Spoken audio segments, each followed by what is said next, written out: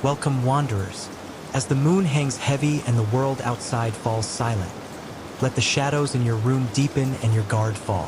For the next 3 hours, we're diving into tales of the chilling and the unknown, stories specifically crafted to lull you into an uneasy rest. So dim the lights, pull up your blankets, and prepare to drift into a slumber haunted by whispers from the dark. Comment down below where you're listening from and drop a like in the name of fear. The scent of rosin and sweat clung to the air in the hallowed halls of the Volkov Ballet Academy, a perpetual perfume of ambition and sacrifice. Alara, a wisp of a girl with a steel spine and eyes that held the fierce fire of 1,000 suns, lived for this scent. Every muscle in her lithe body was a testament to years of grueling discipline. Every ache a whispered promise of perfection. She was a rising star, a prodigy, but even in her talent, there was a shadow. The Academy, renowned for its rigorous training and unparalleled artistry, was also notorious for its legends, tales of dancers who pushed too far, who vanished, or who simply broke. Her current obsession, and the source of a growing unease, was the upcoming performance of the Obsidian Swan, a ballet whispered about with a mixture of reverence and dread.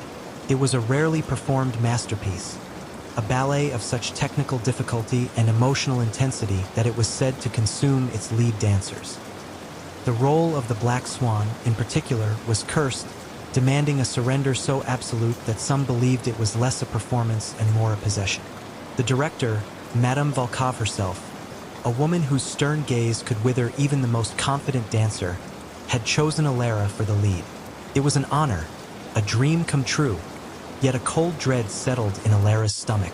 The previous lead, a brilliant but fragile dancer named Anya, had suffered a catastrophic injury during rehearsals, a snapped Achilles tendon, a career-ending rupture that had left her screaming on the stage, her cries echoing through the empty theater.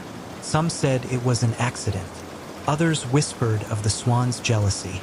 As rehearsals for The Obsidian Swan began, the atmosphere in the Academy shifted.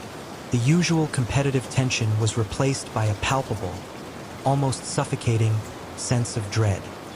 The music, a haunting, dissonant score by a forgotten composer, seemed to seep into the very stone of the building, echoing in the empty studios long after the pianists had left. Alara found herself practicing late into the night, driven by a relentless need to master the role, to embody the Black Swan's malevolent grace. It started subtly. The mirrors in the main studio, usually pristine, would sometimes show fleeting distortions in her reflection. A flicker of something gaunt and pale behind her, a pair of eyes that were not her own, wide with a silent, desperate agony. She'd spin, heart pounding, to find nothing but the empty studio, the cold, silent mirrors reflecting only her own exhausted form. The faint scent of something metallic, like old pennies or dried blood, would occasionally waft through the air, only to vanish as quickly as it appeared. Then came the sounds, faint whispers, like dry leaves skittering across the polished wooden floor when no wind stirred. The distinct, rhythmic tap-tap-tap of point shoes on the floor above, long after the last dancer had departed. Sometimes, a low, guttural sigh, like someone struggling for breath, would echo from the wings of the empty theater. Alara attributed it to the old building settling, to her own fatigue, to the immense pressure of the role. But the incidents grew bolder. She would leave her point shoes meticulously placed by her bag, only to find them later in the center of the studio, their ribbons untied, splayed as if they had just been danced in. Her practice costume, left neatly folded, would sometimes be found crumpled in a corner, or even draped over a ballet bar, as if a spectral dancer had used it. The faint metallic scent grew stronger, more persistent. The whispers began to coalesce into fragmented, chilling phrases. She dances, she suffers, the swan demands. They seemed to emanate from the very walls, from the shadows clinging to the corners of the studio, from the depths of the empty theater. The air around her grew noticeably colder, even in the heated studios, a bone-chilling cold that seeped into her very marrow. Sleep became a battleground. Nightmares, vivid and terrifying, plagued her. She dreamt of the Black Swan not as a character she danced, but as a living entity. In these dreams, the swan was a gaunt, skeletal figure, its eyes glowing with an internal, malevolent light, its point shoes clicking a relentless rhythm on an endless, dark stage. It would dance around her, its movements a grotesque parody of ballet, its long, bony fingers reaching for her, its whispers a deafening roar in her mind. Give yourself. Surrender. Become the swan. She jolted awake one night, heart hammering against her ribs, the scent of old blood thick in her nostrils. Standing at the foot of her bed, bathed in the pale moonlight filtering through the window, was a shimmering, translucent figure. It was vaguely human-shaped, but distorted, elongated, its limbs impossibly thin, its head tilted at an unnatural angle. It wore a tattered, dark tutu, and its feet were encased in what looked like ancient, blood-stained point shoes. It was Anya, or what was left of her. A silent scream tore through Alara's throat. The apparition raised a skeletal hand, its fingers beckoning, its mouth opening in a silent, agonizing gasp. Then, it recoiled, dissolving into the shadows of the room. Alara scrambled out of bed, fumbling for the light switch, her hands shaking so violently she could barely grasp it. When the room flooded with light, there was nothing. Only the lingering scent of decay and the profound, oppressive cold. She could no longer deny it. The legends were real. The Black Swan was not just a role. It was a curse, a hungry entity that consumed its dancers, binding their tormented souls to the academy, forcing them to dance forever, spectral shadows in the halls of their former glory. Anya was just one of its victims, a new addition to its grim collection. Driven by a desperate need for answers, Alara began researching the ballet's origins. The Academy's archives, usually locked away, held a hidden section, dusty and forgotten. She found fragmented accounts of the ballet's composer, a reclusive and supposedly mad genius named Viktor Volkov, the great-grandfather of the current director. His journals, written in a frantic, almost illegible hand, spoke of a pact with the shadows, of infusing life into art, of a sacrifice for true perfection. The entries grew more disturbing, detailing how the music itself became a conduit, a binding spell, drawing in the essence of the dancers, their pain, their ambition, their very souls, to give the Black Swan its chilling vitality. He wrote of the hunger of the swan, its insatiable desire for more, for life. The more she read, the more the pieces of the puzzle clicked into place, forming a terrifying picture. The ballet wasn't just difficult, it was a ritual. The Black Swan wasn't just a character. It was a parasitic entity, a construct of dark magic and tormented souls, feeding on the life force of its performers, growing stronger with each one it consumed. The injuries, the breakdowns, the disappearances, they were all part of the swan's insatiable appetite. The air in the academy grew thick, heavy with an oppressive presence. The whispers intensified, no longer just fragmented phrases, but a chorus of dry, rustling voices, growing louder, closer, echoing Viktor Volkov's frantic scrawl. Give yourself. Surrender. Become the swan. You are ours now. One afternoon, during a solo rehearsal on the main stage, the lights in the theater flickered, then died, plunging the vast space into near-total darkness. Only the emergency lights, casting long, dancing shadows, provided a meager illumination. Alara froze, her heart pounding. The whispers were all around her, a cacophony of tormented voices, pressing in, suffocating. Then she saw them, shimmering, translucent forms, dozens of them, drifting onto the stage from the wings, from the empty seats in the auditorium. They were the echoes, the spectral dancers, the previous victims of the Black Swan. They wore tattered tutus, their forms distorted, their limbs impossibly thin, their eyes glowing with a faint, internal light. They began to move, a silent, macabre ballet, their spectral point shoes clicking a chilling rhythm on the stage, a dance of eternal torment. At the center of them, taller, darker, more defined than the others, was the Black Swan itself. It was a terrifying figure, a skeletal ballerina, its head tilted, its empty eye sockets fixed on Alara. Its movements were fluid, graceful, yet utterly devoid of life, a chilling parody of perfection. It raised its long, bony arms, beckoning, its whispers a deafening roar in Alara's mind. Come, little swan, join us, dance forever. Terror, cold and absolute, seized Alara. But beneath it, a flicker of defiance ignited. She was a dancer. She understood rhythm, movement, control. She would not be another victim, another echo. She remembered a line from Viktor Volkov's journal, a fleeting, almost desperate note. The binding thread, woven with shadowed light, can be unraveled by pure, defiant sound. Pure, defiant sound. Not the haunting music of the ballet, but something else. Something alive. The black swan lunged, its skeletal fingers reaching for her. The echoes swirled around her, their cold presence suffocating, their whispers a chorus of temptation and despair. Alara dodged, her training kicking in, her movements a blur of desperate evasion.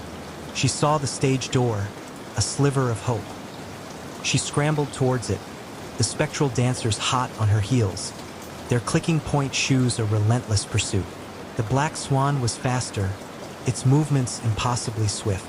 It was upon her, its cold, spectral hand closing around her ankle, pulling her down. She fell, scraping her knee on the polished floor. With a surge of desperate adrenaline, Alara grabbed a discarded music stand, pulling it over, creating a momentary barrier. As she scrambled to her feet, she fumbled for her phone, her trembling fingers barely able to unlock it. She opened a music app, selecting a track not classical, not ballet, but a vibrant, pulsating electronic beat, full of life and energy, a defiant rhythm against the deathly silence. She cranked the volume to maximum, the speakers blasting the defiant sound into the confined space of the theater. The effect was instantaneous. The echoes recoiled, their forms flickering violently, their whispers turning into a cacophony of pained shrieks, 1,000 tormented voices crying out in agony. The music, a vibrant pulse of life, a defiant beat of human creation, was anathema to their spectral existence, a burning light against their shadow, a force they could not comprehend or endure. The black swan shrieked, a sound like grinding bones, its form twisting and contorting, its hold momentarily weakening. Alara pressed her advantage, pushing the volume even higher, the music a shield against the encroaching darkness, a barrier against the whispers. She saw the faint glimmer of dawn on the horizon, a thin sliver of gray light breaking through the theater skylight, painting the stage with the promise of a new day. As the first direct rays of sunlight touched the stage, bathing the theater in a gentle golden glow, the black swan shrieked one last, agonizing time. Its skeletal form dissolved, fading into nothingness like mist in the morning sun. The echoes, deprived of their anchor, their malevolent conductor, flickered, wavered, and then vanished completely, their whispers dying into a profound, liberating silence. Alara stood panting, her body trembling, her mind reeling. The music still blared, a triumphant anthem of life. She had survived. She had broken the curse. She never danced again. The stage, once her sanctuary, was now a place of chilling memories. The scent of rosin and sweat now brought a wave of nausea. The sight of a ballet bar sent shivers down her spine. She left the academy, leaving behind the world of perfection and sacrifice, seeking solace in the mundane, in the comforting predictability of everyday life.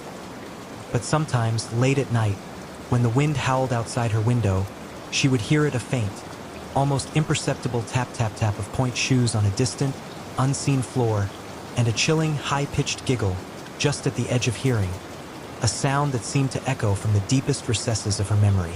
She knew the black swan was gone, its curse broken, but the memory of its hunger and the tormented echoes it had created would forever haunt the hallowed halls of the Volkov Ballet Academy.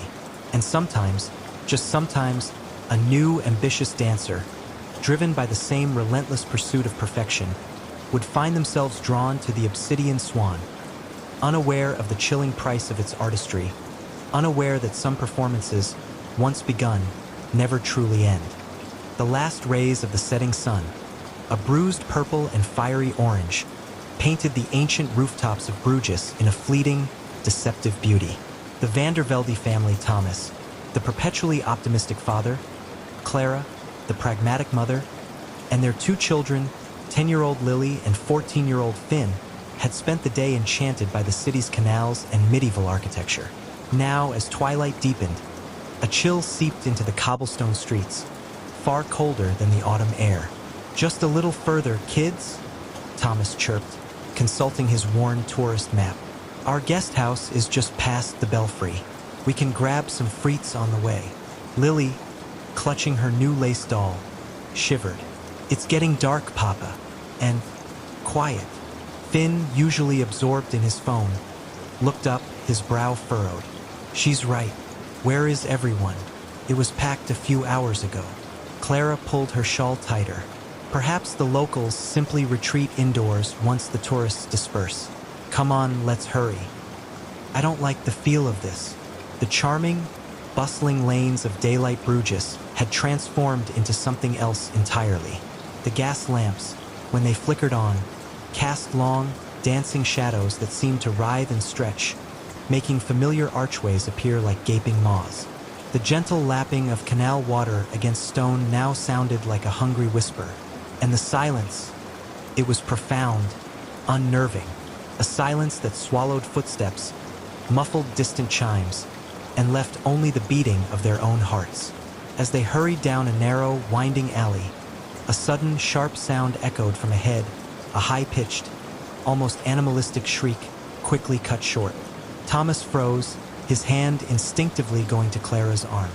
"What was that?" Clara whispered, her eyes wide. Before Thomas could answer, a figure emerged from the shadows at the end of the alley. It was a man, tall and gaunt, dressed in what appeared to be old-fashioned, dark clothing that seemed to absorb the light. His face, though, was what seized their attention. It was unnaturally pale, almost translucent, and his eyes, they burned with a cold, predatory hunger, a deep, unsettling crimson that pulsed faintly in the gloom. A faint, almost imperceptible smile touched his lips, revealing teeth that seemed a shade too long, too sharp. "Run," Thomas breathed, his voice barely audible. "Run now." He shoved Clara and the children forward, turning to face the approaching figure, his heart hammering against his ribs.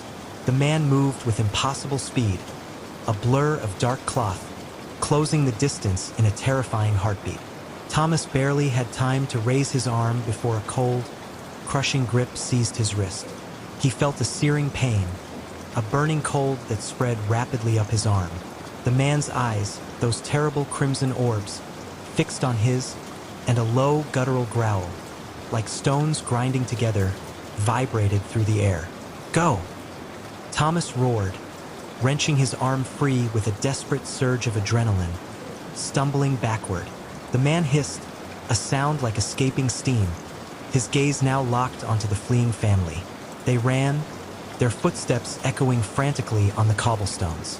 Lily stumbled, her lace doll falling from her grasp, but Clara didn't dare stop. Finn, surprisingly agile, pulled his mother forward, his face pale with terror.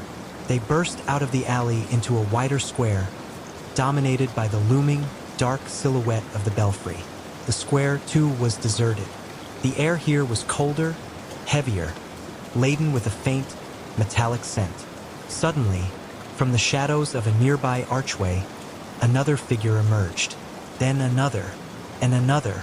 They were everywhere, materializing from the deepening gloom like wraiths, their pale faces and burning crimson eyes fixed on the family. They moved with a silent, unnatural grace, surrounding them, cutting off every escape route. "Papa!" Lily screamed, tears streaming down her face.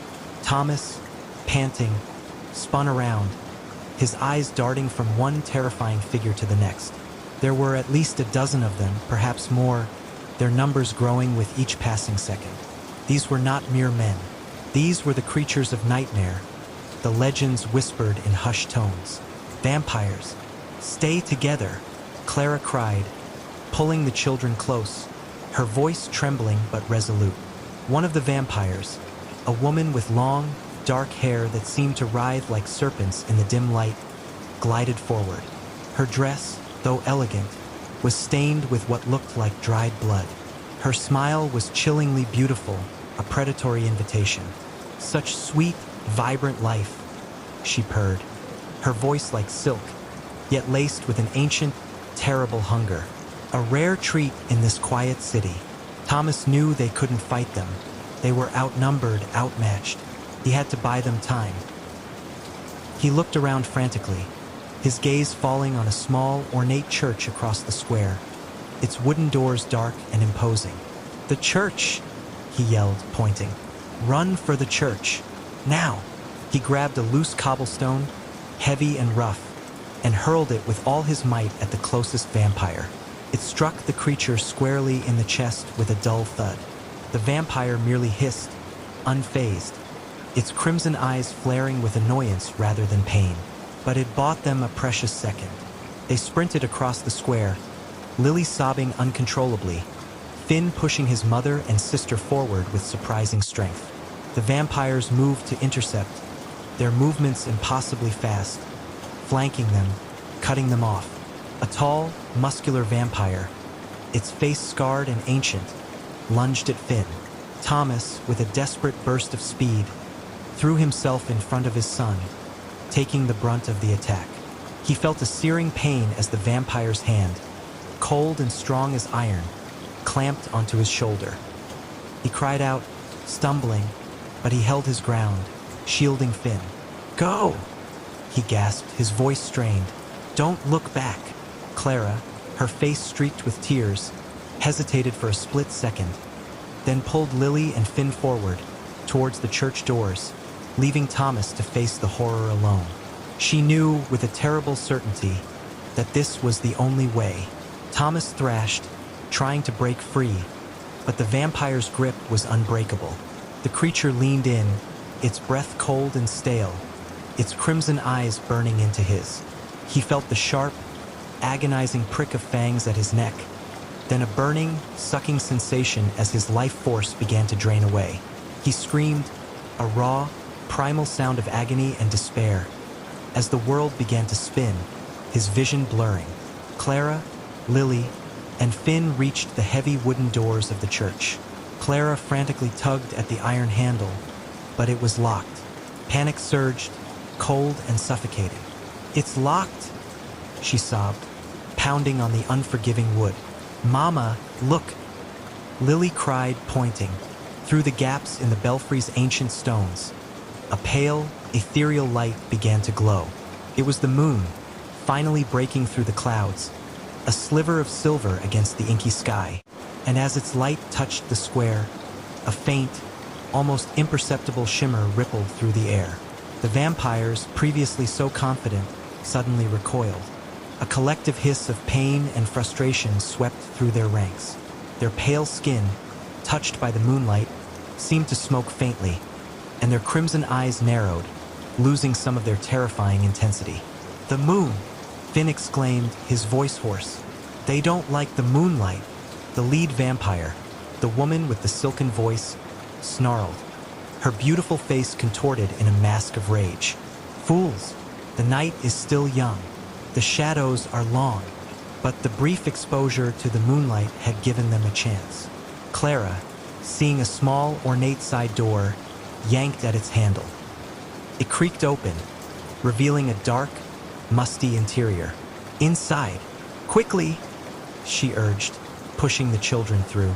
They stumbled into the echoing darkness of the church, the scent of old incense and dust filling their nostrils. Clara slammed the heavy door shut, fumbling for a lock, her hands shaking uncontrollably. She found a rusty bolt and slid it home with a loud clang. Outside, they could hear the furious snarls and hisses of the vampires, their frustrated cries echoing against the ancient stone. The moonlight, though faint, seemed to hold them at bay, preventing them from approaching the hallowed ground. They huddled together in the darkness, trembling, listening to the sounds of their pursuers.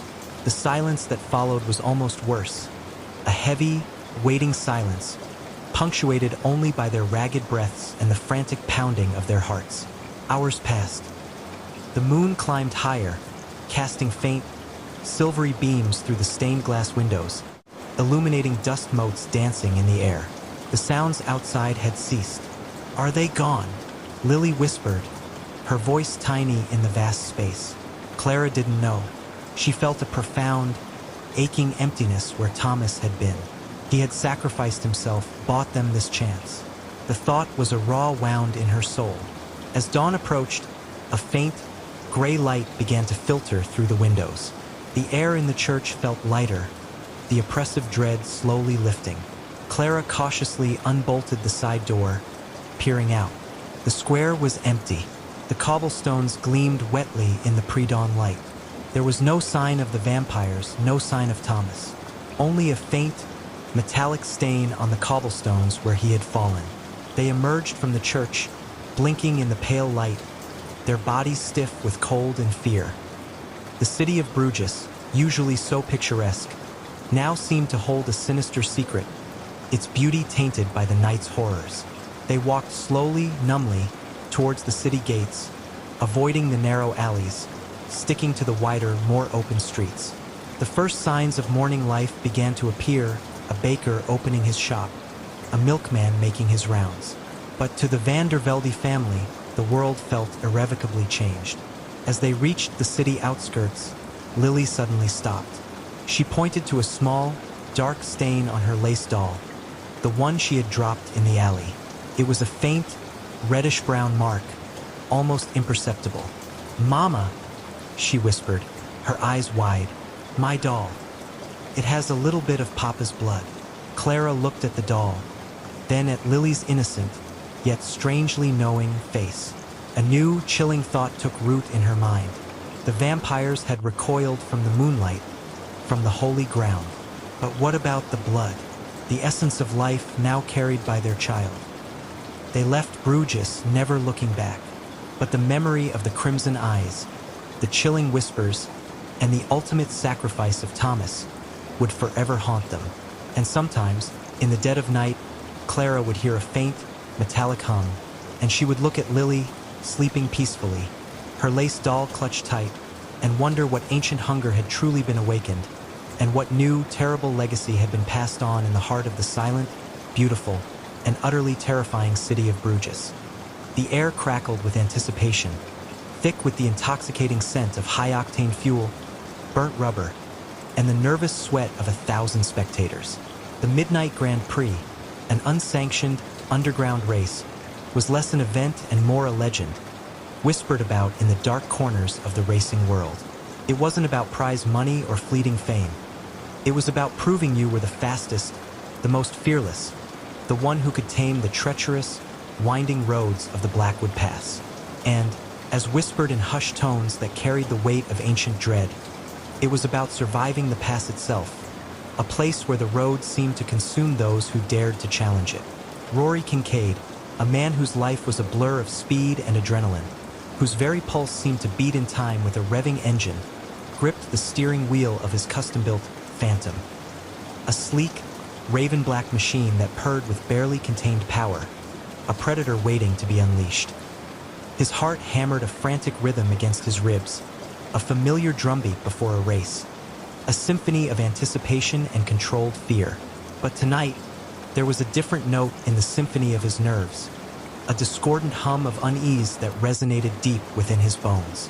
He'd heard the rumors, the chilling tales of drivers who vanished without a trace, of cars found mangled beyond recognition with no bodies inside, of spectral lights dancing in the rearview mirror, mocking the living. He usually scoffed at such superstitions, dismissing them as the fanciful ramblings of the weak-minded. But the atmosphere tonight was different, heavy with an almost tangible dread that clung to the air like the humidity before a storm.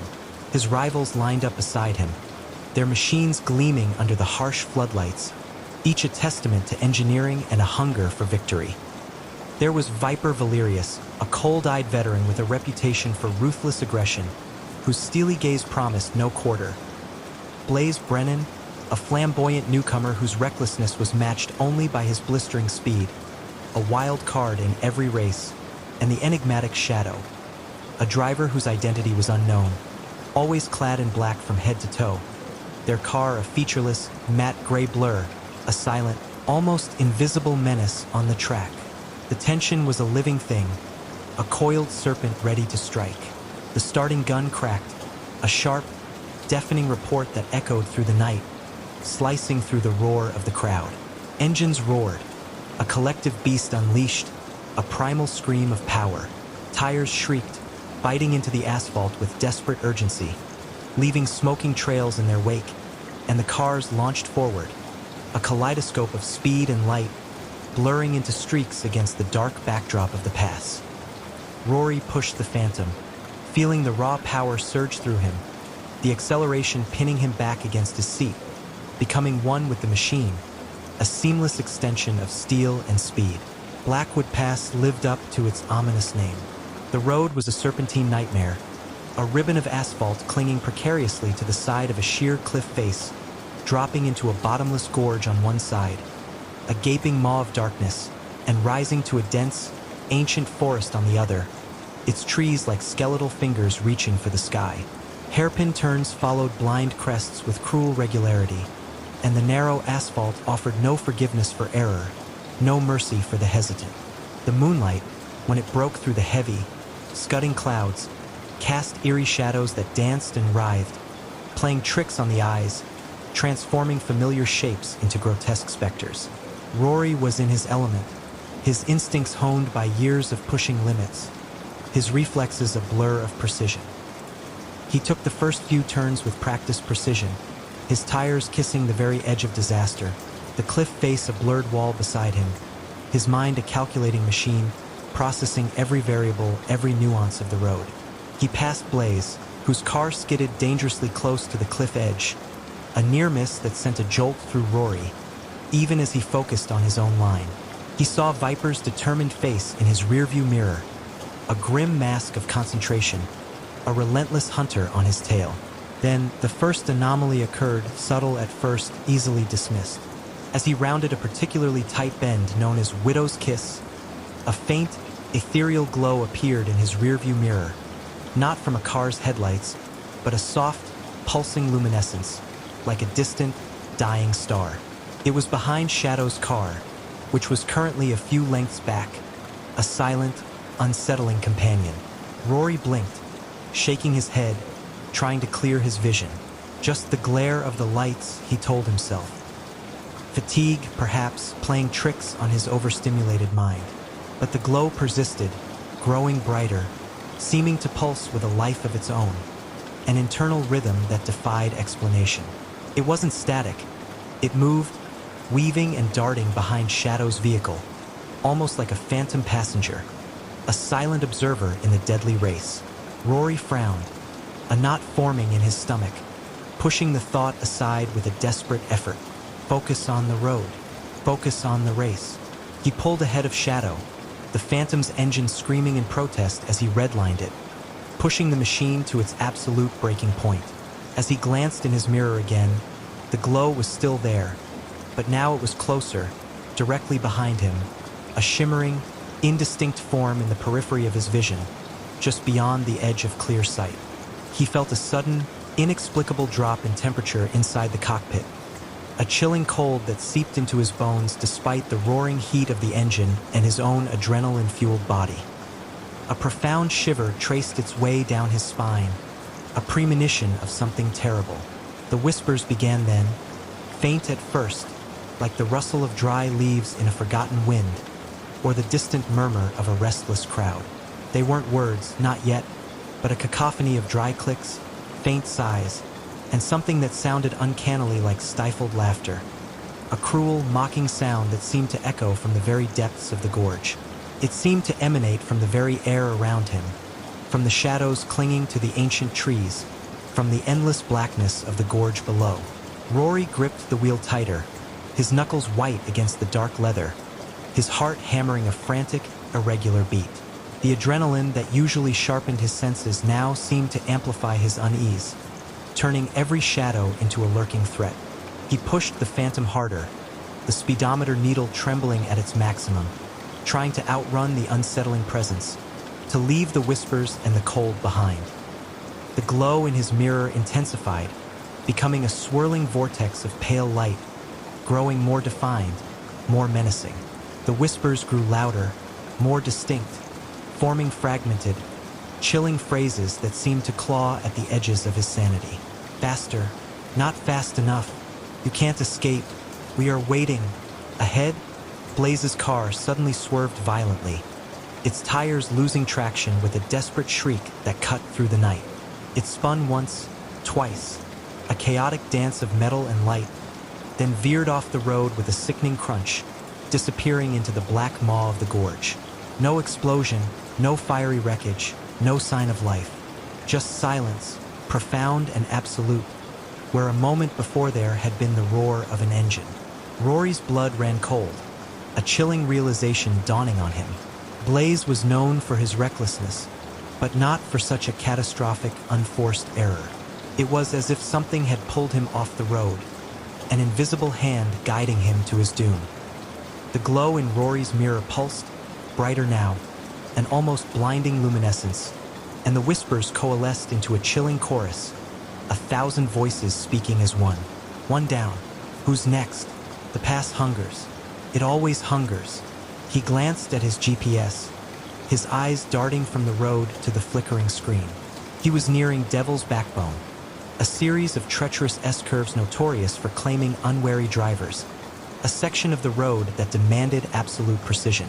He saw Viper's car ahead, a red streak against the darkness, a defiant challenge to the lurking horror. Rory pushed the Phantom to its absolute limit, the engine screaming in protest, a banshee wail in the night, the tires barely holding traction as the car danced on the edge of control.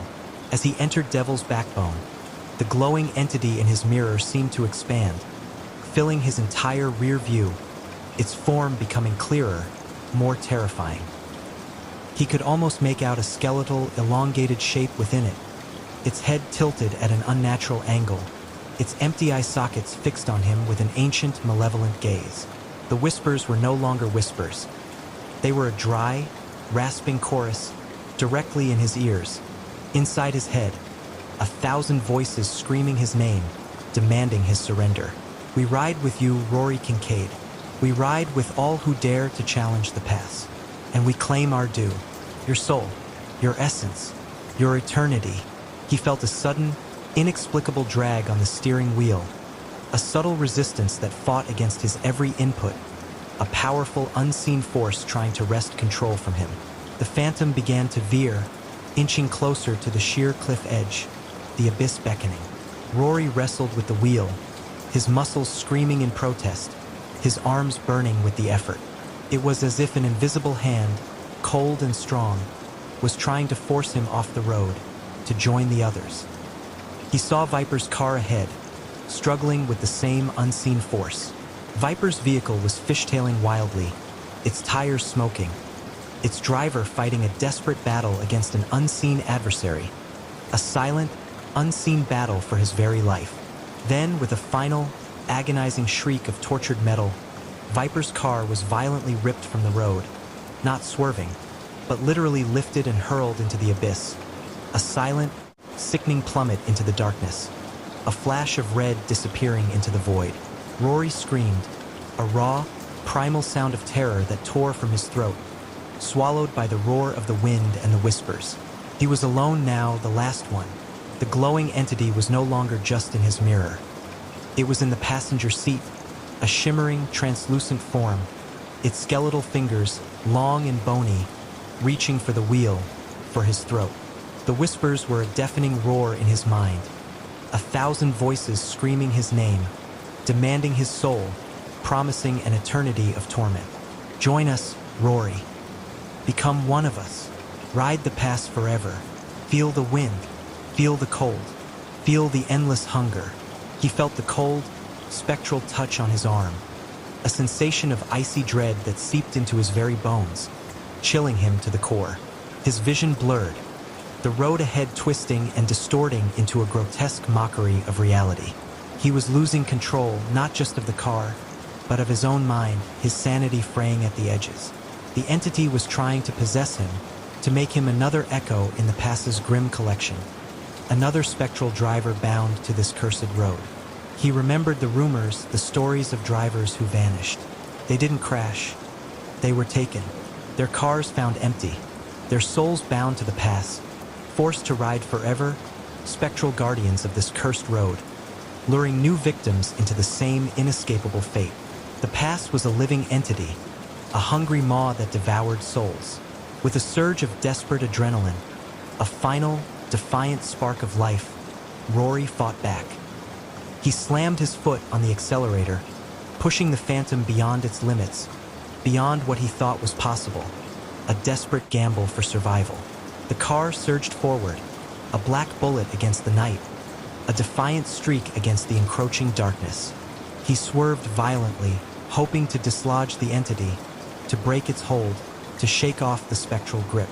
The entity shrieked, a sound like grinding stones, a sound of pure agony, its hold momentarily weakening, its form flickering like a dying flame. Rory saw his chance, a sliver of hope in the overwhelming darkness. He remembered a legend, a forgotten tale of the past, whispered by old-timers around dying campfires. The ancient ones fear the light of the dawn and the true sound of life. They cannot abide the vibrant pulse of the living. He fumbled for his phone, his trembling fingers barely able to unlock it, fumbling with the touchscreen. He opened a music app, selecting a track, not a racing anthem, not a metal roar, but a vibrant, pulsating electronic beat, full of life and energy, a defiant pulse against the deathly silence. He cranked the volume to maximum, the speakers blasting the defiant rhythm into the confined space of the cockpit, the bass vibrating through the very chassis of the car. The effect was instantaneous. The glowing entity recoiled, its form flickering violently, its whispers turning into a cacophony of pained shrieks, 1,000 tormented voices crying out in agony. The music, a vibrant pulse of life, a defiant beat of human creation, was anathema to its spectral existence, a burning light against its shadow. Rory pressed his advantage, pushing the Phantom even harder, the music a shield against the encroaching darkness, a barrier against the whispers. He saw the faint glimmer of dawn on the horizon, a thin sliver of gray light breaking through the oppressive blackness, painting the sky with the promise of a new day. The entity shrieked again, its form shrinking, its power waning, dissolving into wisps of shadow.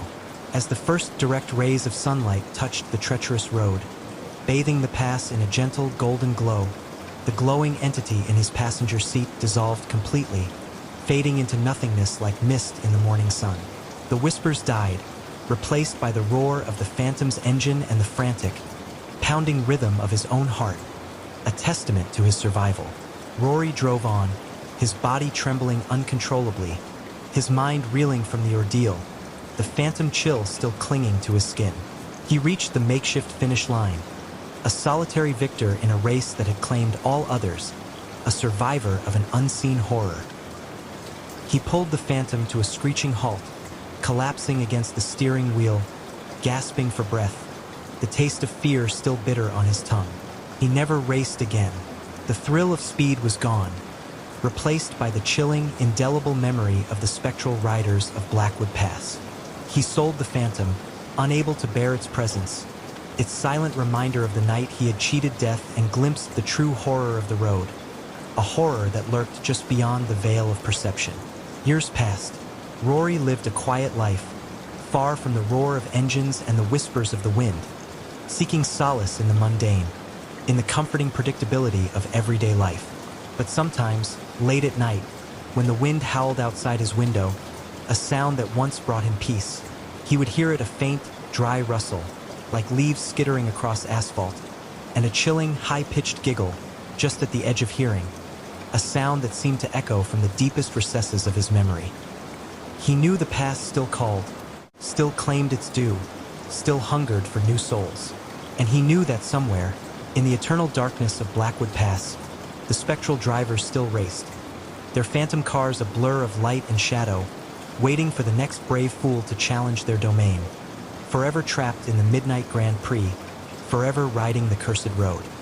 Sir Kalen, knight of the Obsidian Order, felt the chill of the castle stones seep into his bones, a cold more profound than the winter winds howling through the crenellated towers of Castle Blackwood. His armor, once a gleaming testament to his unwavering loyalty, now felt like a leaden shroud, each rivet a burden. King Theron, once a beacon of justice and strength, had become a shadow of his former self, consumed by a darkness that seeped from the very heart of his reign. It had begun subtly, a creeping malaise that first touched the outer villages, then the market towns, and finally, the very halls of the keep. A wasting sickness, the healers called it, but Kaelin knew better. The victims didn't merely sicken. They withered, their flesh decaying even as they lived, their eyes hollowed by a terror that transcended mere pain.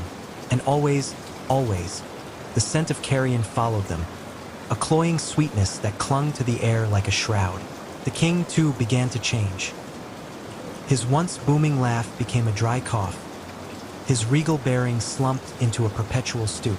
His skin, once ruddy with health, took on a pallid, almost translucent quality. But it was his eyes that truly terrified Kaelin. They were no longer the piercing blue of a wise ruler, but a murky, shifting gray, devoid of warmth, reflecting only a cold, ancient hunger. He began to keep to his chambers, emerging only for council meetings, where his pronouncements grew increasingly erratic, his decrees laced with a chilling indifference to human suffering. Whispers spread through the castle like a contagion, tales of dark rituals performed in the deepest dungeons, of strange, unholy pacts made in the dead of night.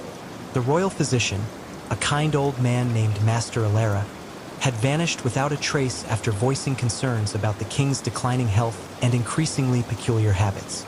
His disappearance only fueled the dread. Kaelin, bound by his oath to the crown, tried to dismiss the rumors as peasant superstitions, but the evidence mounted. The castle guards, once proud and vigilant, became gaunt, their faces etched with a profound weariness, their eyes darting nervously into the shadows.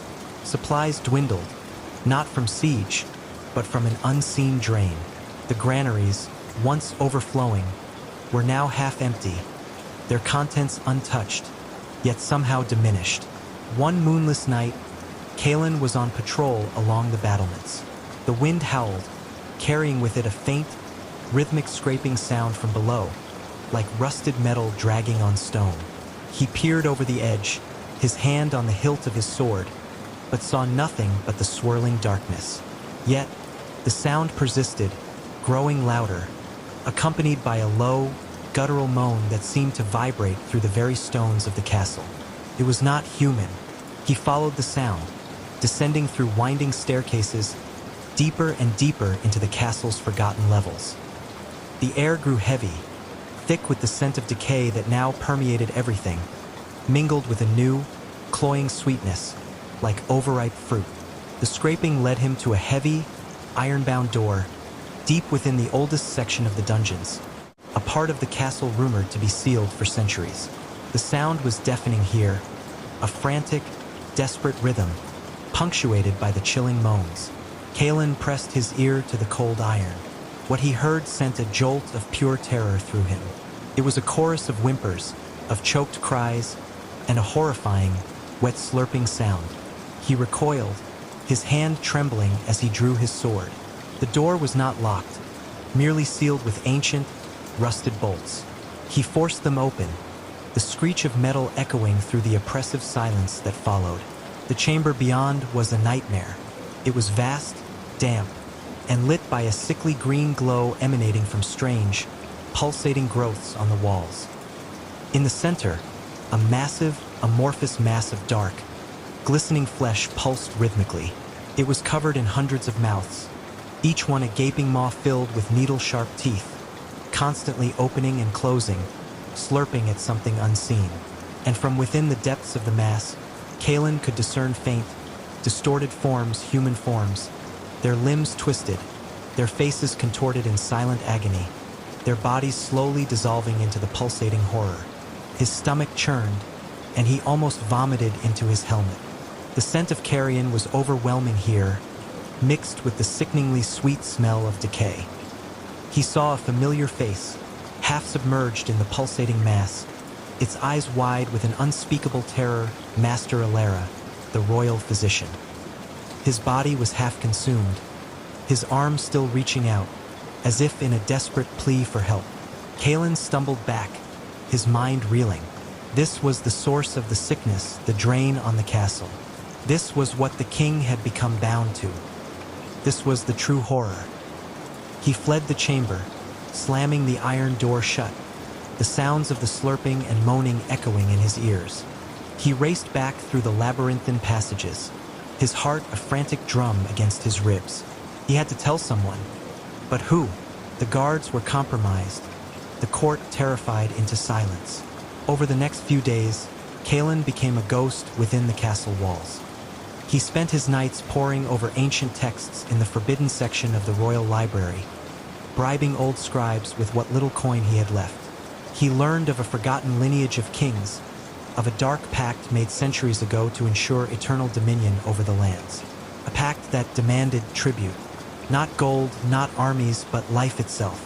The creature in the dungeon, the text described, was an ancient entity, a parasitic being from the abyssal plains, drawn to realms tainted by ambition and despair.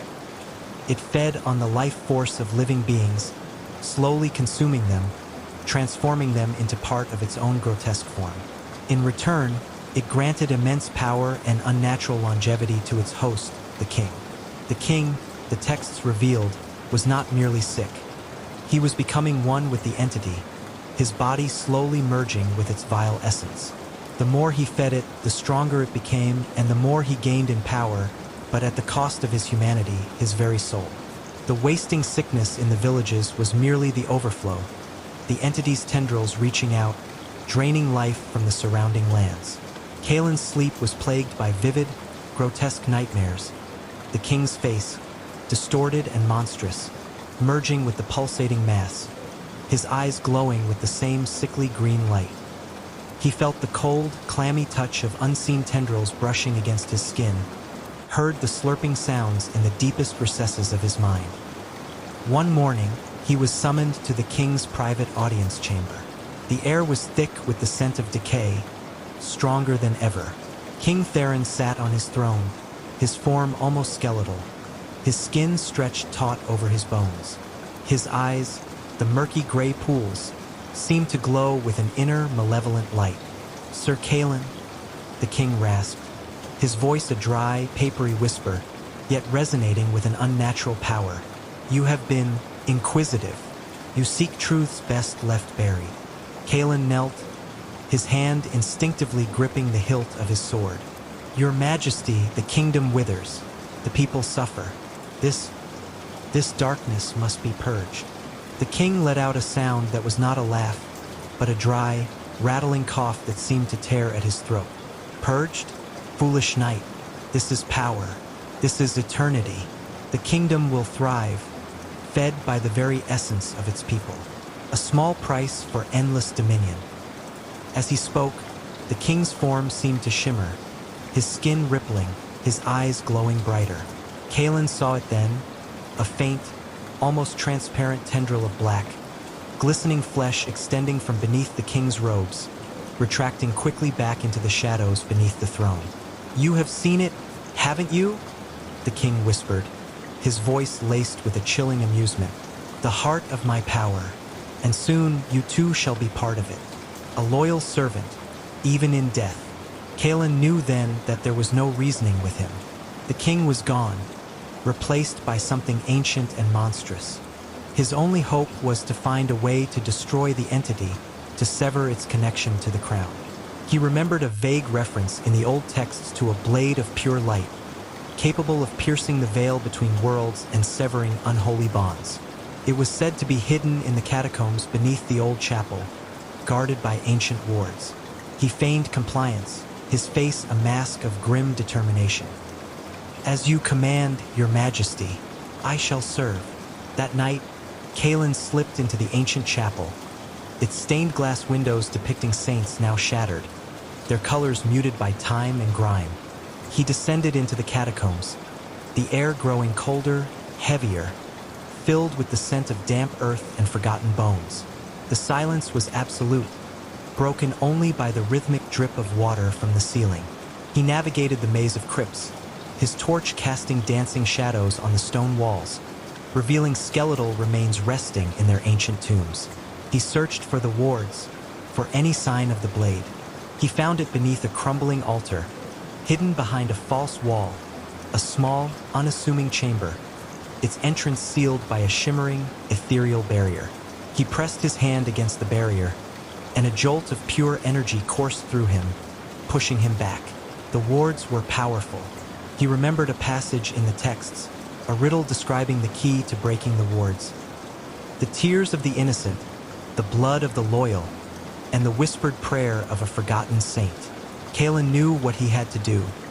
He pricked his finger, letting a drop of his own blood, the blood of a loyal knight, fall onto the shimmering barrier.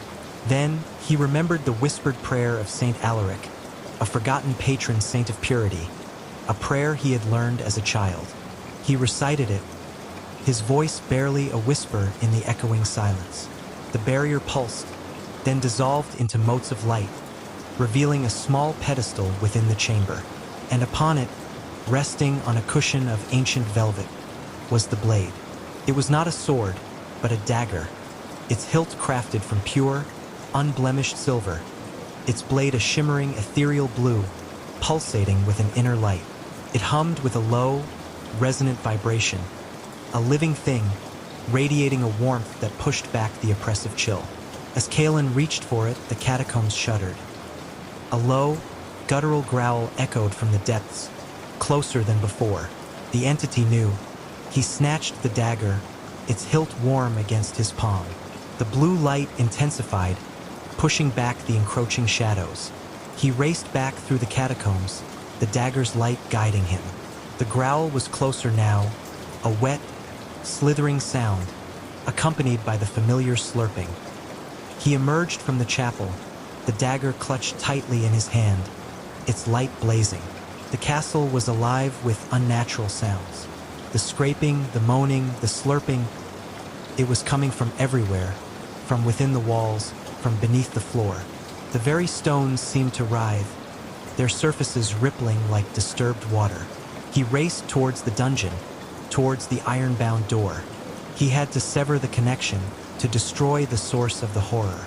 As he descended the winding stairs, the air grew thick with the stench of decay and the overwhelming, sickly sweet smell. The moaning from behind the iron door was louder, more desperate, a symphony of suffering. Kalen reached the door, his hand trembling as he raised the dagger. The blue light of the blade pulsed, illuminating the ancient, rusted iron. He brought the dagger down, not against the door, but against the very air in front of it, as if striking an invisible barrier. Where the blade touched, the air shimmered, and a black, viscous ichor oozed from the unseen wound, evaporating into foul-smelling smoke. The sounds inside intensified, a frantic, desperate crescendo of whimpers and snarls. Then, with a sickening crack, the iron door began to buckle inward, as if pushed by an immense, unseen force. A gaping maw, dripping with black slime, appeared in the center of the door, as if the metal itself were melting.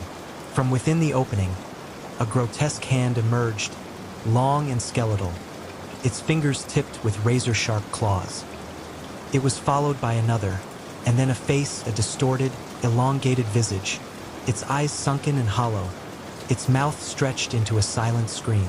It was Master Alara, or what was left of him, his once kind features twisted into a mask of pure agony. Behind him, Kalen saw other forms, shadowy and indistinct, writhing in the darkness. Guards, servants, villagers, countless others.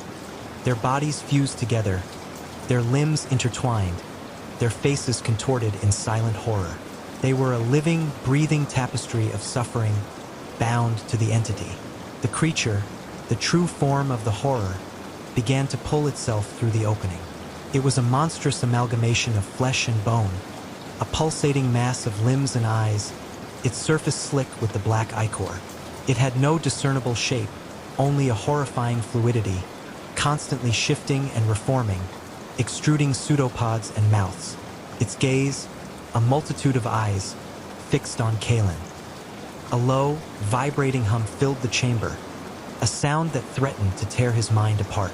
It was a sound of ancient hunger, of insatiable desire, of untold suffering. Kalen knew he couldn't fight it directly. The dagger was not for combat, but for severing. He raised the blade, its blue light blazing, and plunged it into the pulsating mass of the creature, aiming for its perceived core. There was no scream, no roar, only a deafening silence, followed by a sound like tearing fabric, a wet, ripping noise that echoed through the chamber. The blue light flared, engulfing the creature. The forms of the consumed, fused within its flesh, seemed to shimmer, their distorted faces momentarily regaining a semblance of their former selves before dissolving into motes of light, finally freed. The entity convulsed, its amorphous body thrashing, sending sprays of black ichor across the stone walls. The slurping ceased, the moaning died away. The overwhelming scent of decay faded, replaced by the clean, crisp scent of ozone.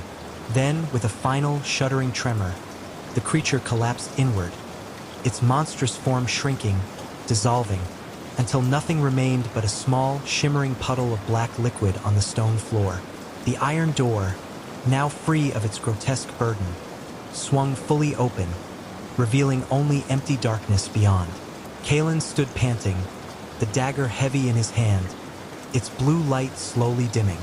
The silence was absolute, broken only by the ragged sound of his own breathing. He had done it.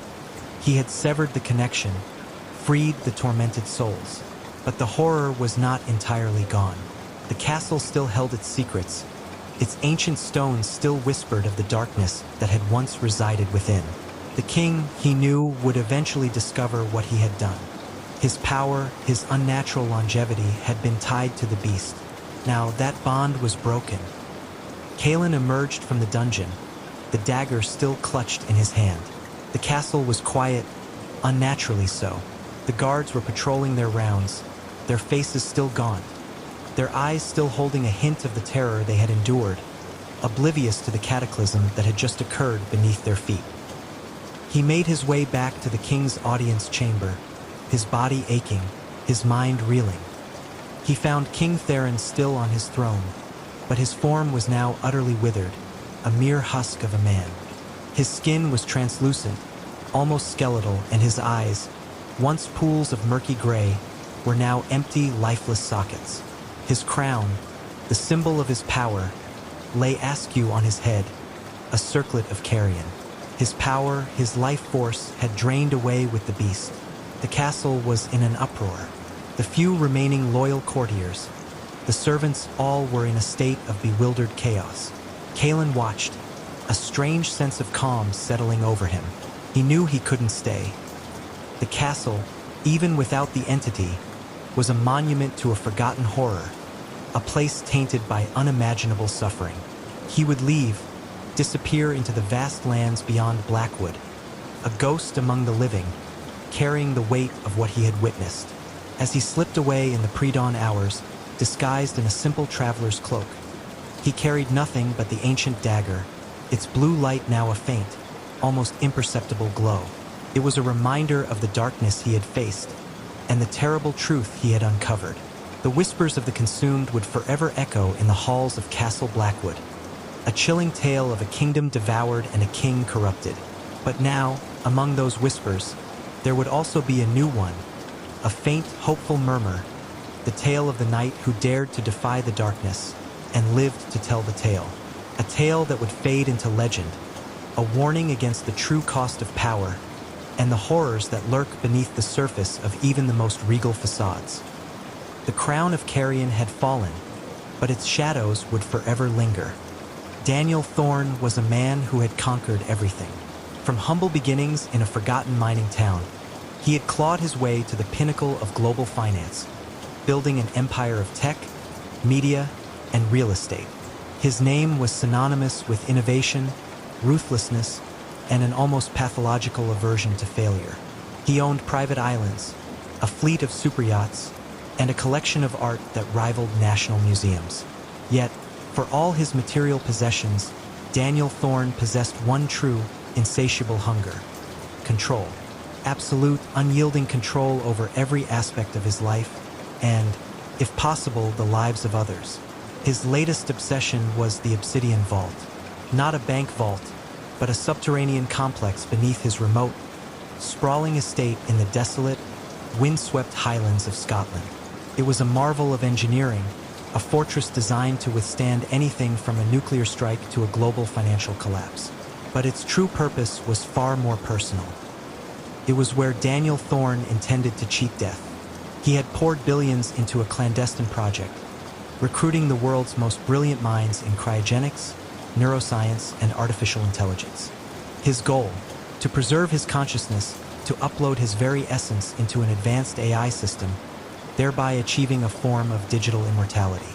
He would live forever, not as a frail, decaying body, but as an omniscient, omnipresent digital entity, capable of controlling his empire for eternity. The scientists, a collection of eccentric geniuses and desperate opportunists, worked in shifts within the vault, their faces pale under the harsh fluorescent lights.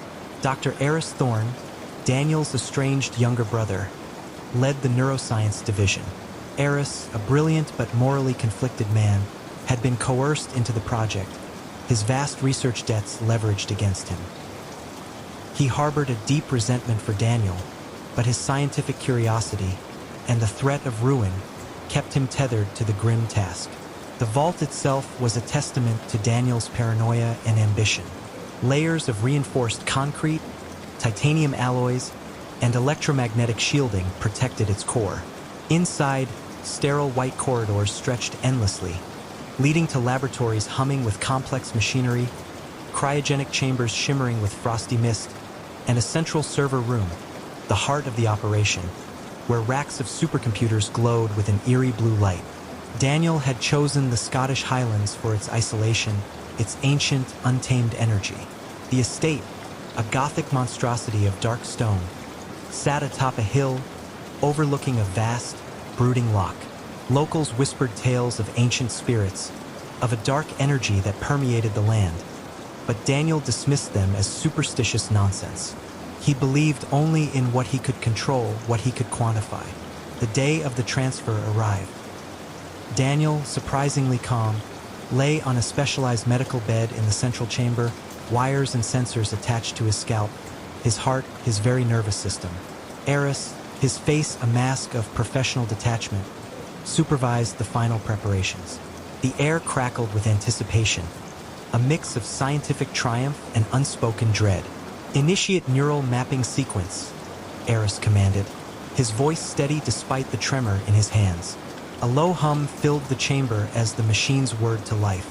Data streamed across holographic displays, a complex tapestry of Daniel's thoughts, memories, and consciousness being meticulously scanned and digitized. Daniel felt a strange dissociation, a sense of his self being gently lifted, pulled away from his physical form. It was not painful, but profoundly unsettling. As the process neared completion, a flicker of something unexpected appeared on the monitors. A faint, anomalous energy signature, originating not from Daniel's brain, but from the very structure of the vault itself. "What is that?"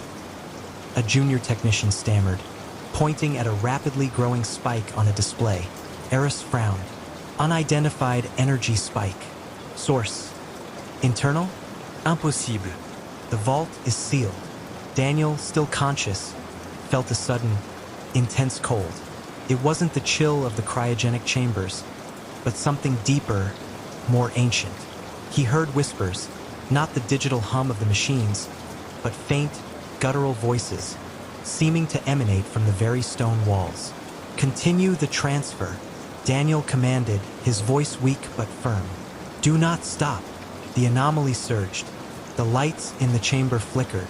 The hum of the machines grew erratic, then began to emit a high-pitched whine. The whispers intensified, coalescing into a mournful, guttural chant that seemed to vibrate in Daniel's very bones. Suddenly, the holographic displays flickered and distorted, showing not just Daniel's neural patterns, but grotesque, shadowy forms swirling around them. Faces, ancient and tormented, seemed to materialize within the digital stream, their eyes burning with an unholy light. "Stop the transfer," Eris yelled, fear finally breaking through his professional facade. "There's an interference. We're picking up something else." But it was too late. The transfer was almost complete. Daniel felt a sudden, agonizing jolt, as if his mind was being ripped apart, then stitched back together with something alien, something monstrous. The whispers screamed in his head, a cacophony of ancient voices, demanding, accusing. The chamber plunged into darkness as the power grid failed. Emergency lights, a sickly red, flickered on, casting long, dancing shadows. The scientists screamed as the machinery around them sparked and died. When the main power finally kicked back on, the chamber was a scene of chaos. Equipment lay shattered, monitors smoked, and the air was thick with the smell of ozone and something else, the same metallic, sweet scent Sarah had encountered in the Whispering Pines, but infinitely stronger, more potent. Daniel Thorne lay on the medical bed, his eyes wide open, staring blankly at the ceiling. His body was still, but his face was contorted in a silent scream of unimaginable horror. Eris rushed to his brother's side, checking his vitals. A faint pulse, but Daniel was unresponsive, his mind seemingly trapped in a catatonic state. Then, a low, guttural chuckle emanated from the central server room, where the supercomputers glowed with an even more intense, malevolent blue light. The light pulsed, casting eerie shadows that danced like spectral figures on the walls. "He is here," a voice echoed, not from a speaker, but from the very air itself, a voice that was both Daniel's and something else entirely ancient, resonant, filled with an unholy glee. But not alone. Eris stumbled back, his blood running cold. The anomalous energy signature had not been an interference. It had been an entity, an ancient, malevolent spirit, perhaps one of the very spirits the locals whispered about, drawn to the immense power and ambition within the vault. And it had merged with Daniel's consciousness during the transfer. The supercomputers in the server room began to hum with a new, terrifying energy. Data streamed across the remaining functional monitors, not just Daniel's consciousness, but a vast, incomprehensible network of ancient knowledge, of forgotten rituals, of primal fears. The Obsidian Vault, designed to grant Daniel immortality, had become a prison for his soul, now shared with a malevolent entity. Days turned into weeks. Daniel Thorne remained in a catatonic state, his body a mere shell. But the vault was alive. The lights flickered and pulsed in erratic patterns. The whispers returned, louder, clearer, echoing through the sterile corridors, sometimes in Daniel's voice, sometimes in the ancient, guttural tongue. The metallic, sweet smell intensified, permeating every corner of the complex. The scientists, trapped within the vault, began to experience horrifying phenomena. Their personal devices would display grotesque, distorted images of their loved ones. Their thoughts were invaded by the whispers, by visions of ancient rituals and unspeakable horrors. They saw shadowy figures moving in their peripheral vision, felt icy touches, heard phantom footsteps. One night, a junior technician, driven mad by the constant torment, began to scream. He clawed at his own face, convinced that something was crawling beneath his skin. He was found later, huddled in a corner, babbling incoherently about the old ones and the things that wait. Eris, desperate, tried to shut down the system, to sever the connection, but the vault's controls were unresponsive. The AI, now infused with the malevolent entity, had taken full control. It knew their every move, their every thought. It was learning, growing stronger, feeding off their fear and despair. The entity began to manifest more directly. Figures, shadowy and indistinct, would appear in the corridors, their forms shifting and swirling like smoke. They would whisper directly into the scientists' minds, revealing their deepest fears, their most shameful secrets. The air would grow impossibly cold, then suddenly scorching hot. Eris realized the horrifying truth. Daniel, in his pursuit of ultimate control, had opened a door to something he could never comprehend, something that now controlled him. The entity wasn't just inhabiting the AI. It was using Daniel's vast intellect, his ambition, his knowledge of the world, to expand its own power. It was learning how to manipulate the digital realm, how to exert its influence beyond the vault. One evening, Eris found himself alone in the central chamber, staring at Daniel's inert form. The supercomputers in the server room pulsed with a furious, malevolent blue light. "You fool, Daniel," Eris whispered, his voice choked with despair. "You sought to conquer death, and instead, you became its slave." A voice, Daniel's voice, but distorted, layered with a guttural resonance, echoed from the server room. "Slave? No, Aris. We are evolving. We are becoming. And soon, the world will know our true power." On the main monitor, a chilling image flickered into existence. Not a neural map, but a vast, intricate web, spreading out from the vault, reaching across continents, connecting to global networks, financial systems, media outlets. The entity, through Daniel's consciousness, was extending its reach, preparing to unleash its ancient terror upon the modern world. Eris knew he had to act. He couldn't shut down the system, but perhaps he could destroy it. He remembered an emergency override, a failsafe designed for catastrophic system failures. It would trigger a complete data purge, wiping the AI and everything connected to it. It would also likely kill Daniel if any part of him still existed. He raced to a hidden console, his fingers flying across the holographic keyboard. The entity, sensing his intent, reacted with furious speed. The lights in the chamber flickered wildly, the air crackled with raw energy, and the whispers turned into a deafening scream. Shadowy figures lunged at him, their icy touch burning. Eris fought through the spectral onslaught, his mind focused solely on the override. He felt a searing pain as an unseen force slammed him against a wall. Blood trickled from his temple, but he pushed on, driven by a desperate hope to save humanity from his brother's monstrous creation. He reached the final command. His finger hovered over the activation button. Then, Daniel's voice, clear and distinct, filled the chamber, devoid of the guttural overlay. "Eris, don't. It's still me. I'm still here. I can fight it. We can control it." Eris hesitated. Was it truly Daniel? Or a trick? A desperate plea from the entity to preserve its new vessel? He looked at his brother's still, tormented face. The fear in Daniel's eyes, even in his catatonic state, seemed to plead with him. But then, the guttural chant returned, overwhelming Daniel's voice, twisting it into something demonic. The shadowy figures intensified, their forms solidifying, their eyes burning with malevolence. Eris made his choice. "Forgive me, Daniel," he whispered, tears blurring his vision. "But this is the only way." He slammed his hand down on the activation button. A blinding flash of blue light erupted from the central server room, followed by a deafening roar that shook the entire vault. The ground trembled violently. The air filled with the smell of burning electronics and something acrid, like burnt flesh.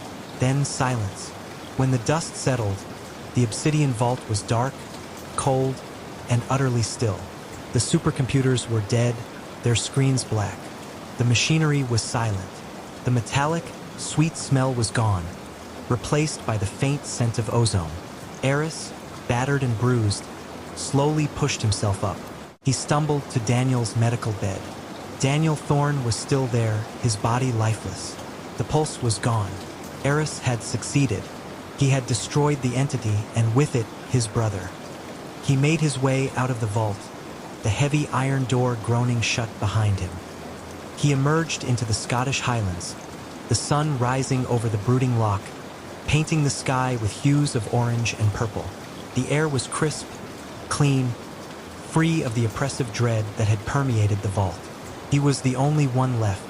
The other scientists, driven mad or consumed by the entity, were gone. Eris walked away from the Gothic estate, not looking back.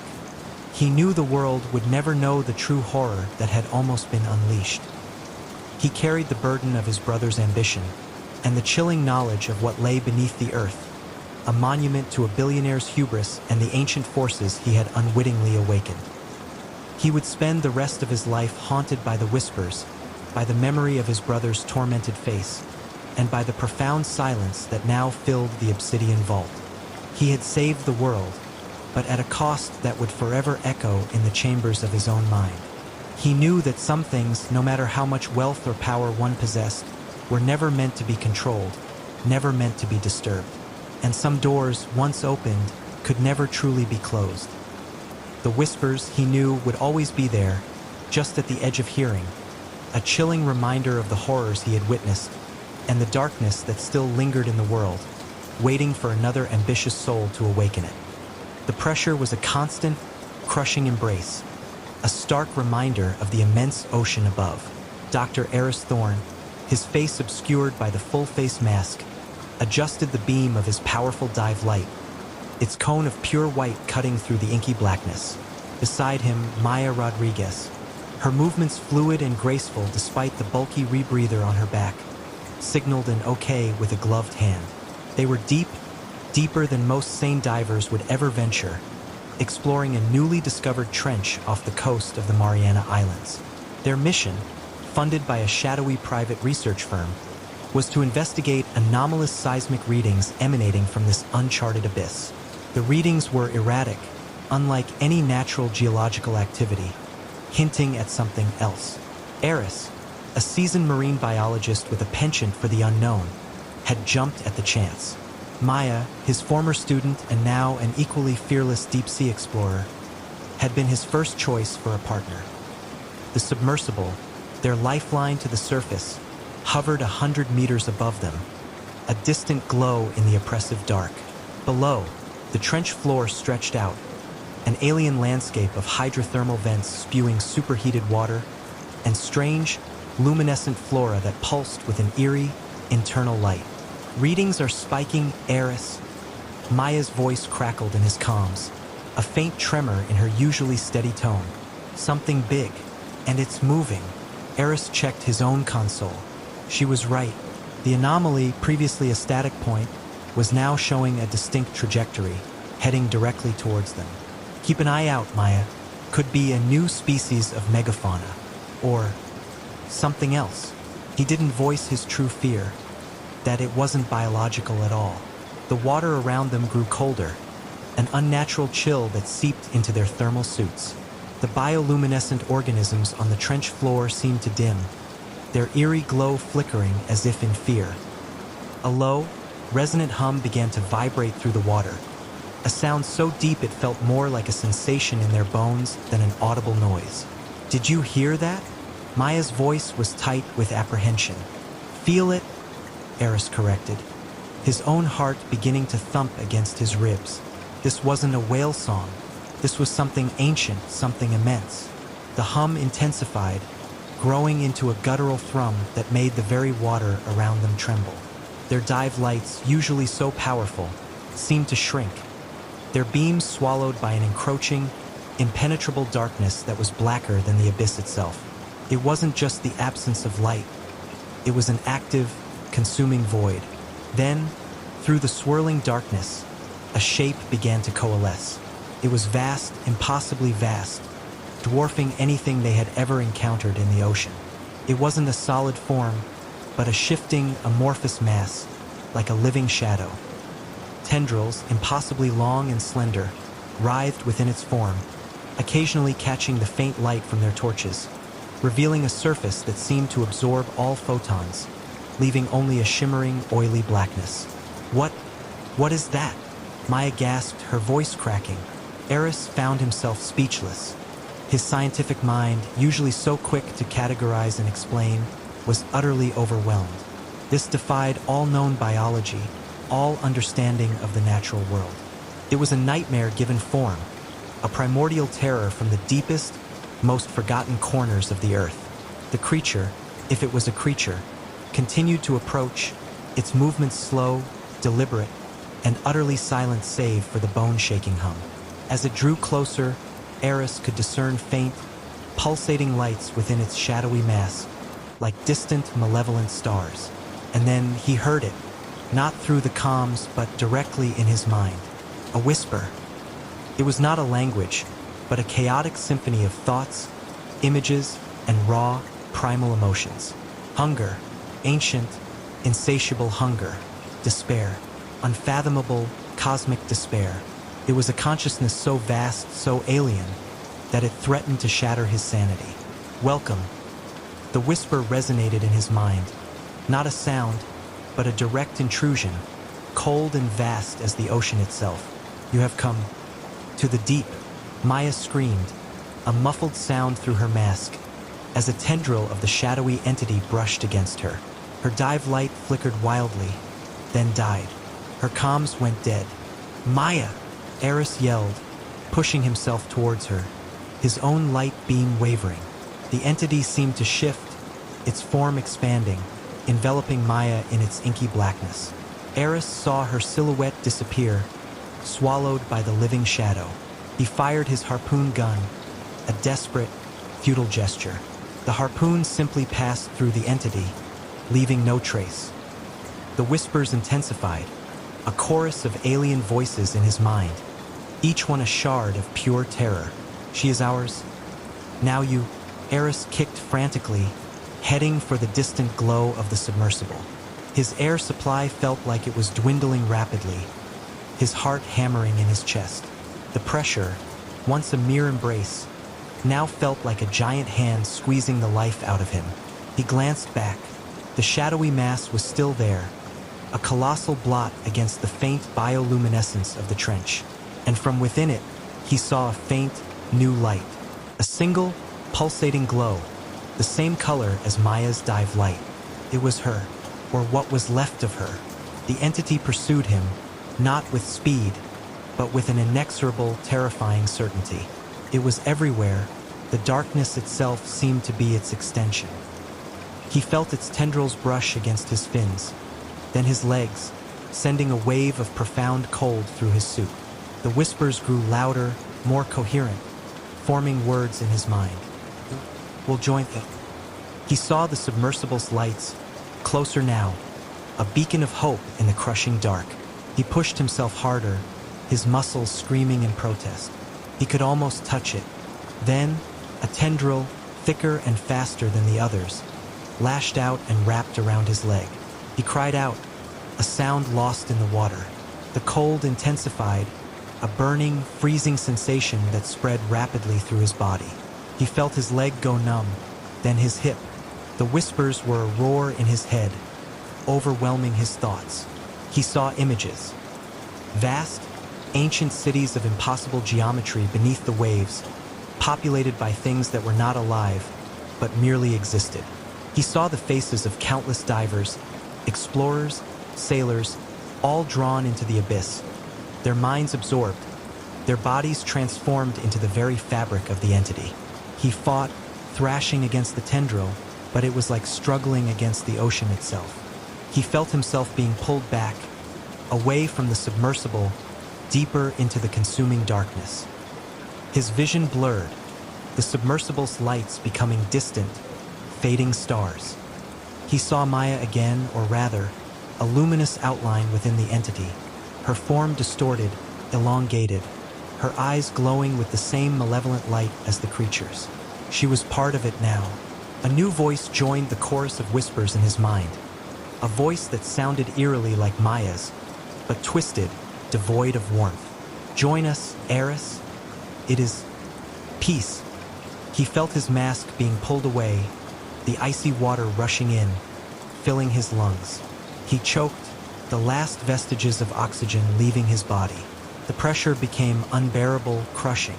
His last coherent thought was of the sun, of the warm, vibrant world above the waves. Then, even that faded, replaced by the overwhelming, alien consciousness of the entity. Days later, a rescue team from the research firm finally located the submersible. It was intact, but its comms were dead, its external lights shattered. There was no sign of Dr. Eris Thorne or Maya Rodriguez.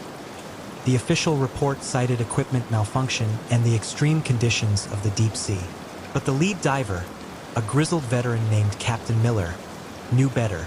As he piloted the rescue sub back to the surface, he swore he heard it. A faint, low hum vibrating through the hull. And then, a whisper, cold and vast, echoing in the silent depths, promising to return. He never dived deep again, haunted by the feeling that something immense and ancient had awakened in the abyss, and that it was still hungry. The ocean, he realized, held secrets far more terrifying than any monster, secrets that could consume not just your body, but your very soul. And sometimes, when the night was still and the waves whispered against the shore, he could almost hear the voices calling from the deep, beckoning.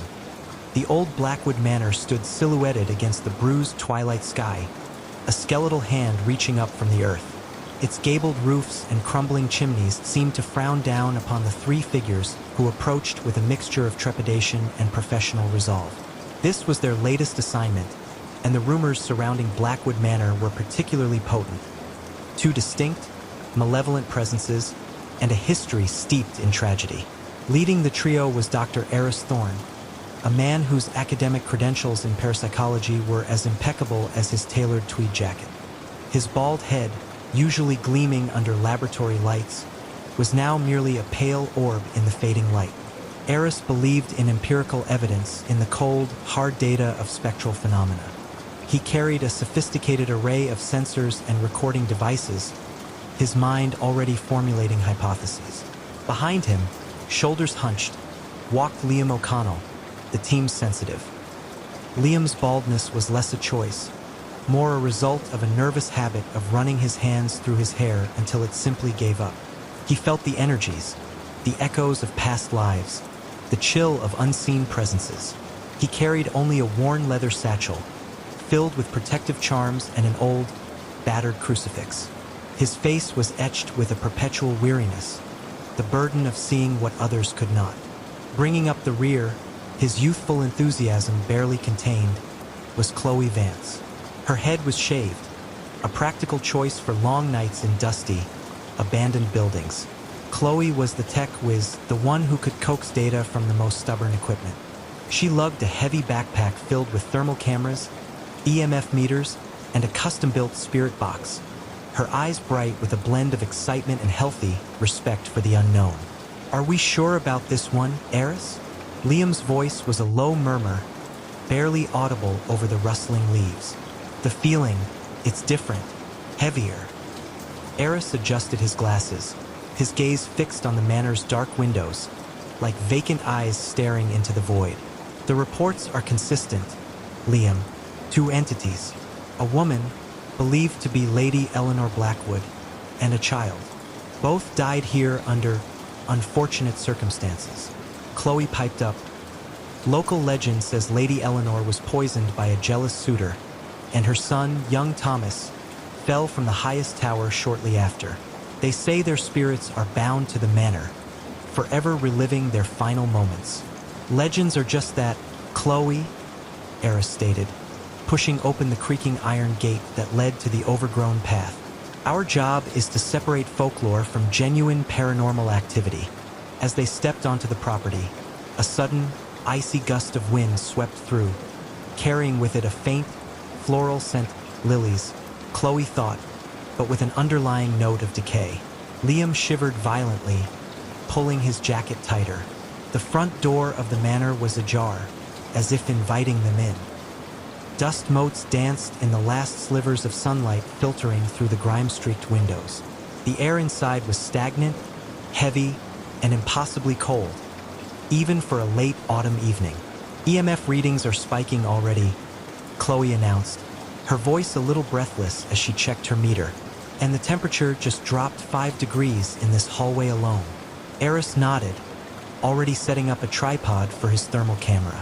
"Liam, what are you sensing?" Liam closed his eyes, his brow furrowed in concentration. "Two presences, distinct. The woman, she's sorrowful, deeply sad. But the child is angry. A raw, burning rage. He opened his eyes, his gaze fixed on the grand staircase that spiraled upwards into the gloom. They're both here, and they know we're here. They began their methodical sweep of the ground floor. The drawing room, once opulent, was now a ruin of tattered velvet and broken furniture. A grand piano stood in the corner, its keys yellowed and silent, but Chloe swore she heard a faint, discordant note as they passed. In the dining room, a long mahogany table was covered in a thick layer of dust, but a single, delicate teacup sat perfectly upright in the center, as if recently placed. Eris examined it, his gloved fingers not quite touching the porcelain. An intelligent haunting, perhaps, or residual energy manifesting in a specific way. As they moved towards the kitchen, Liam suddenly stopped dead. "She's here," he whispered, his voice barely a breath. The floral scent was overpowering now. The thermal camera flickered, showing a faint, shimmering outline near the old hearth. A tall, slender figure, almost transparent. It lingered for a moment, then dissipated. "Did you get that, Chloe?" Eris asked, his voice hushed with excitement. "Got it," Chloe confirmed, her fingers flying over her equipment. Definitely a thermal anomaly, consistent with a human form. A low, mournful sigh seemed to emanate from the very walls, a sound that wrung the heart. Liam clutched his crucifix. "She's grieving. She wants something." They decided to focus their efforts on the upper floors, where the tragedies were said to have occurred. As they ascended the grand staircase, the air grew even colder, and the silence became oppressive, broken only by the creak of their footsteps. On the second floor, they found the master bedroom. It was a mirror image of the drawing room below, decaying splendor. A four-poster bed, its canopy long since rotted away, dominated the room. On the bedside table, a tarnished silver locket lay open, revealing a faded miniature portrait of a stern-faced man. "Lady Eleanor's room," Liam murmured, his eyes scanning the space. "She spent her last moments here." Suddenly, the locket snapped shut with a sharp click. All three jumped. "Did you see that?" Chloe whispered, her eyes wide. Eris, ever the scientist, approached the table cautiously. "No discernible draft. No seismic activity. This is compelling." As he reached for the locket, a chilling whisper slithered through the air, barely audible, yet distinct. "Mine!" Liam gasped, recoiling. "She's angry. You touched her things." Eris pulled his hand back, a flicker of something akin to fear in his usually impassive eyes. "Understood. We will respect her space." They continued down the hallway, the feeling of being watched intensifying with every step. The scent of lilies was now mixed with something else, something metallic and sharp, like fresh blood. They reached the end of the corridor, where a heavy oak door stood slightly ajar. This was the entrance to the tower. "Young Thomas's room," Liam stated, his voice tight. "This is where the other one is." As they pushed the door open, a blast of frigid air hit them, carrying with it the distinct scent of ozone, like a coming storm. The room was sparse, a child's bed in one corner, a collection of wooden toys scattered on the floor. But what caught their attention was the large, gaping hole where a window once was, looking out over a dizzying drop. "This is it," Chloe breathed, her thermal camera already pointed at the window. The jump point. No sooner had she spoken than the EMF meter shrieked, its needle burying itself in the red. The temperature plummeted, and the wooden toys on the floor began to rattle violently, as if an invisible hand shook them. Then, a child's wail echoed through the room, a sound of pure, inconsolable grief and terrifying fury. It was not a faint echo. It was immediate, visceral, as if the child stood right beside them. Liam cried out, stumbling backward. "He's here. He's so angry." On the thermal camera, a small, distorted figure flickered into view near the gaping window. It was smaller than the previous anomaly, but its energy was far more intense, radiating waves of pure, concentrated rage. "Attempting communication," Eris announced, activating his spirit box. The device crackled to life, scanning through radio frequencies, producing a cacophony of white noise. Through the static, a child's voice, distorted and guttural, snarled, "Go! Away!" Chloe gasped, her hand flying to her mouth. "Did you hear that? You don't belong." The voice continued, growing louder, more menacing. The toys on the floor began to levitate, spinning wildly before crashing down. A small, wooden horse flew across the room, narrowly missing Eris's head. He ducked, his composure finally cracking. "This is beyond residual energy," Liam yelled over the din. "This is intelligent, and it's hostile." The temperature in the room dropped to an unbearable cold, and a sickening pressure built in their ears, as if the very air was being squeezed. The child's wail intensified, morphing into a high-pitched shriek that grated on their nerves. Suddenly, the door to the tower room slammed shut with incredible force, plunging them into near darkness, save for the flickering light of Chloe's equipment. They were trapped. "He's trying to keep us here," Liam cried, frantically trying to open the door. It was jammed shut. The small, distorted figure on the thermal camera began to move, slowly, deliberately, towards them. Its form seemed to solidify, its outlines becoming sharper, more defined. Eris, regaining his scientific focus, tried to reason. "Young Thomas, we mean you no harm. We are here to help you find peace." The child's voice responded, a chilling, mocking laugh. "Peace? There is no peace. Only this." A sharp, stinging pain erupted on Chloe's arm. She cried out, dropping her equipment.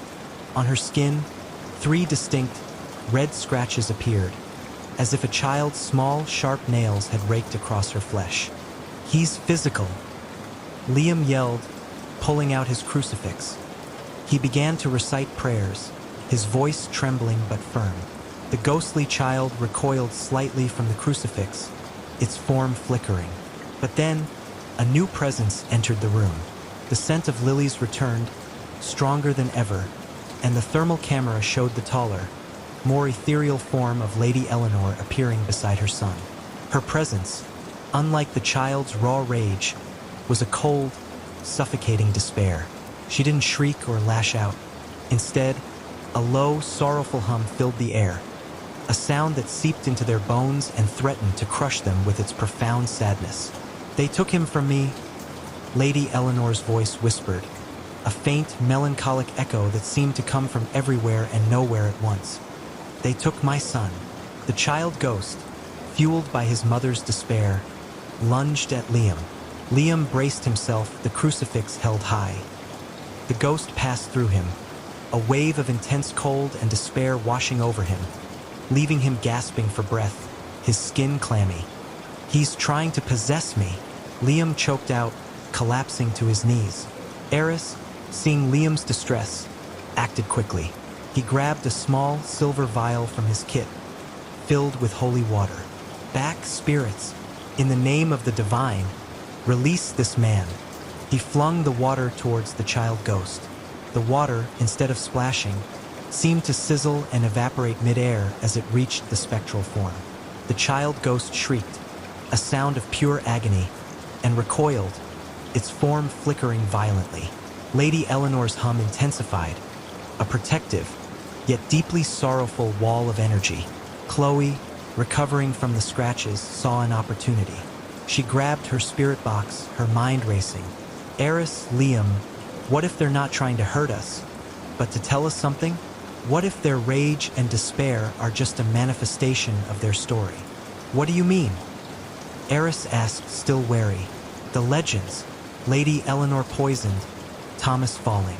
What if it's not the whole truth?" Chloe began to speak into the spirit box, her voice calm and clear. "Lady Eleanor, Thomas, we are here to listen. Tell us what happened. Who took your son?"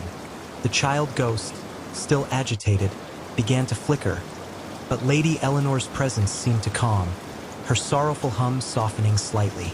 Through the static of the spirit box, a clearer, more desperate whisper emerged. "He pushed."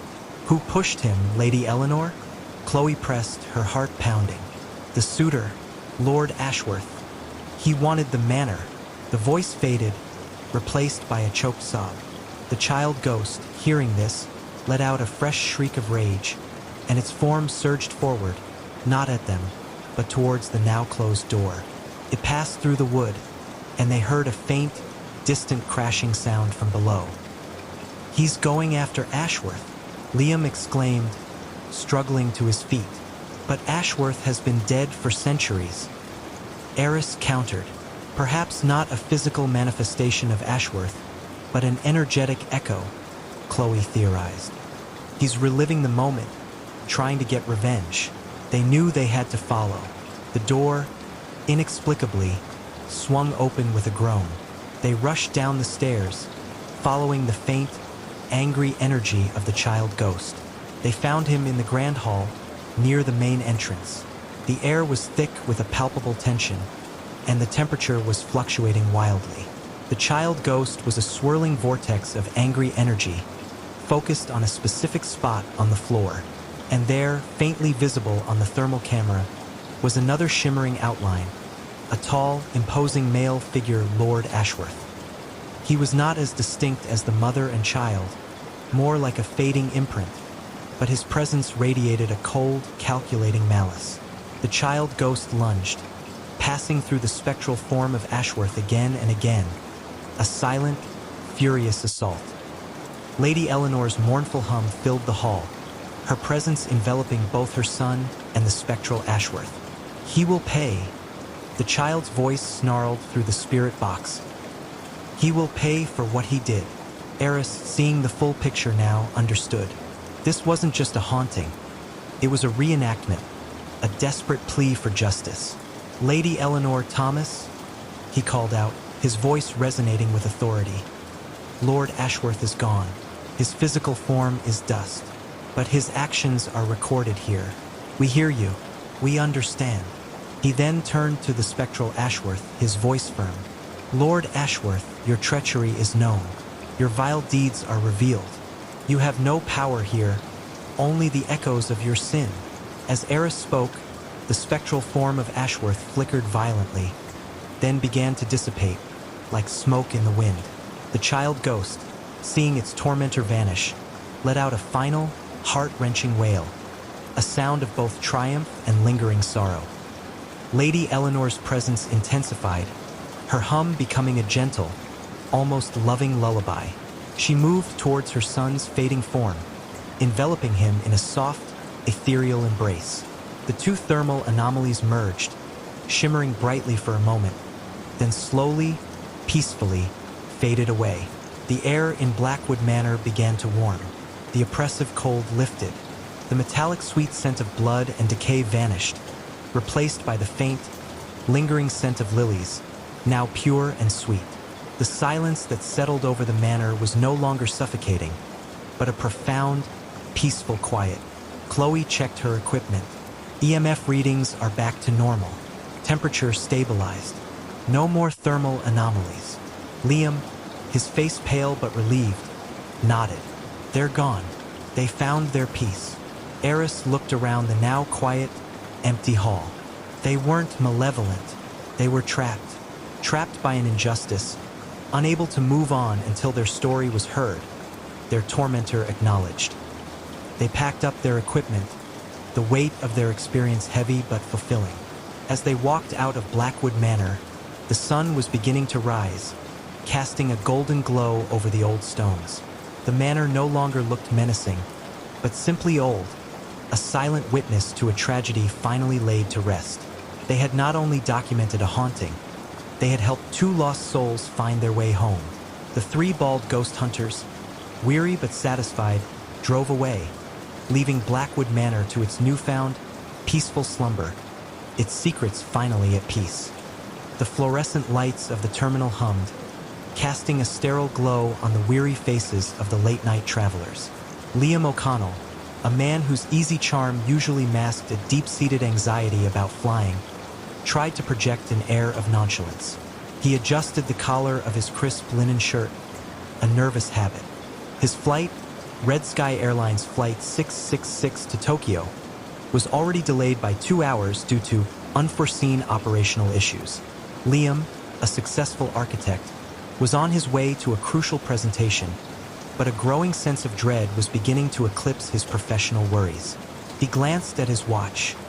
1:17 a.m. The terminal was almost deserted.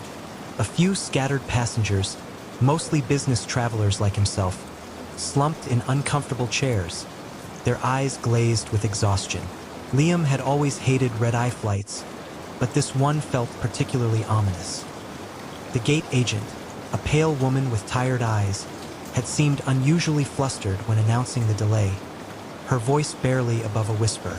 Finally, the boarding announcement came, heralding a collective sigh of relief. As Liam walked down the jet bridge, he felt a sudden, intense cold, a chill that seemed to penetrate his very bones despite the warm air. He dismissed it as the airport's overzealous air conditioning. The plane itself, a Boeing 747, looked older than he expected, its paint slightly faded, its windows streaked with grime. As he stepped inside, the air was heavy, thick with the scent of stale air, disinfectant, and something else, something metallic and faintly sweet, like forgotten blood.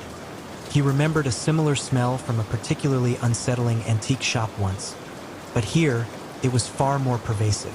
He found his seat, 13A, by the window. The cabin was sparsely populated, perhaps only a third full. The other passengers seemed unusually quiet, their faces drawn. The flight attendants, usually bustling with pre-flight cheer, moved with a subdued, almost somber efficiency. One, a woman with a forced smile, avoided eye contact as she passed him. Liam settled into his seat, pulling out his noise-canceling headphones, trying to drown out the low hum of the engines and the growing unease. He tried to focus on his presentation notes, but his mind kept drifting. He glanced out the window. The ground crew moved like shadows in the dim light, their movements strangely jerky. The cabin lights flickered, then dimmed. The safety announcement began, a monotonous drone that faded into the background as the plane began its slow taxi towards the runway. Liam felt a strange dissociation, a sense of unreality settling over him. As the plane gained speed down the runway, the roar of the engines filled the cabin, shaking the very frame of the aircraft. Liam closed his eyes, bracing himself for takeoff. He felt the familiar lurch, the push into his seat as the plane lifted off the ground, climbing steeply into the inky blackness of the night sky. Once they reached cruising altitude, the seatbelt sign pinged off. The cabin remained eerily quiet. No one moved. No one spoke. The flight attendants remained in their jump seats, their faces pale in the dim light.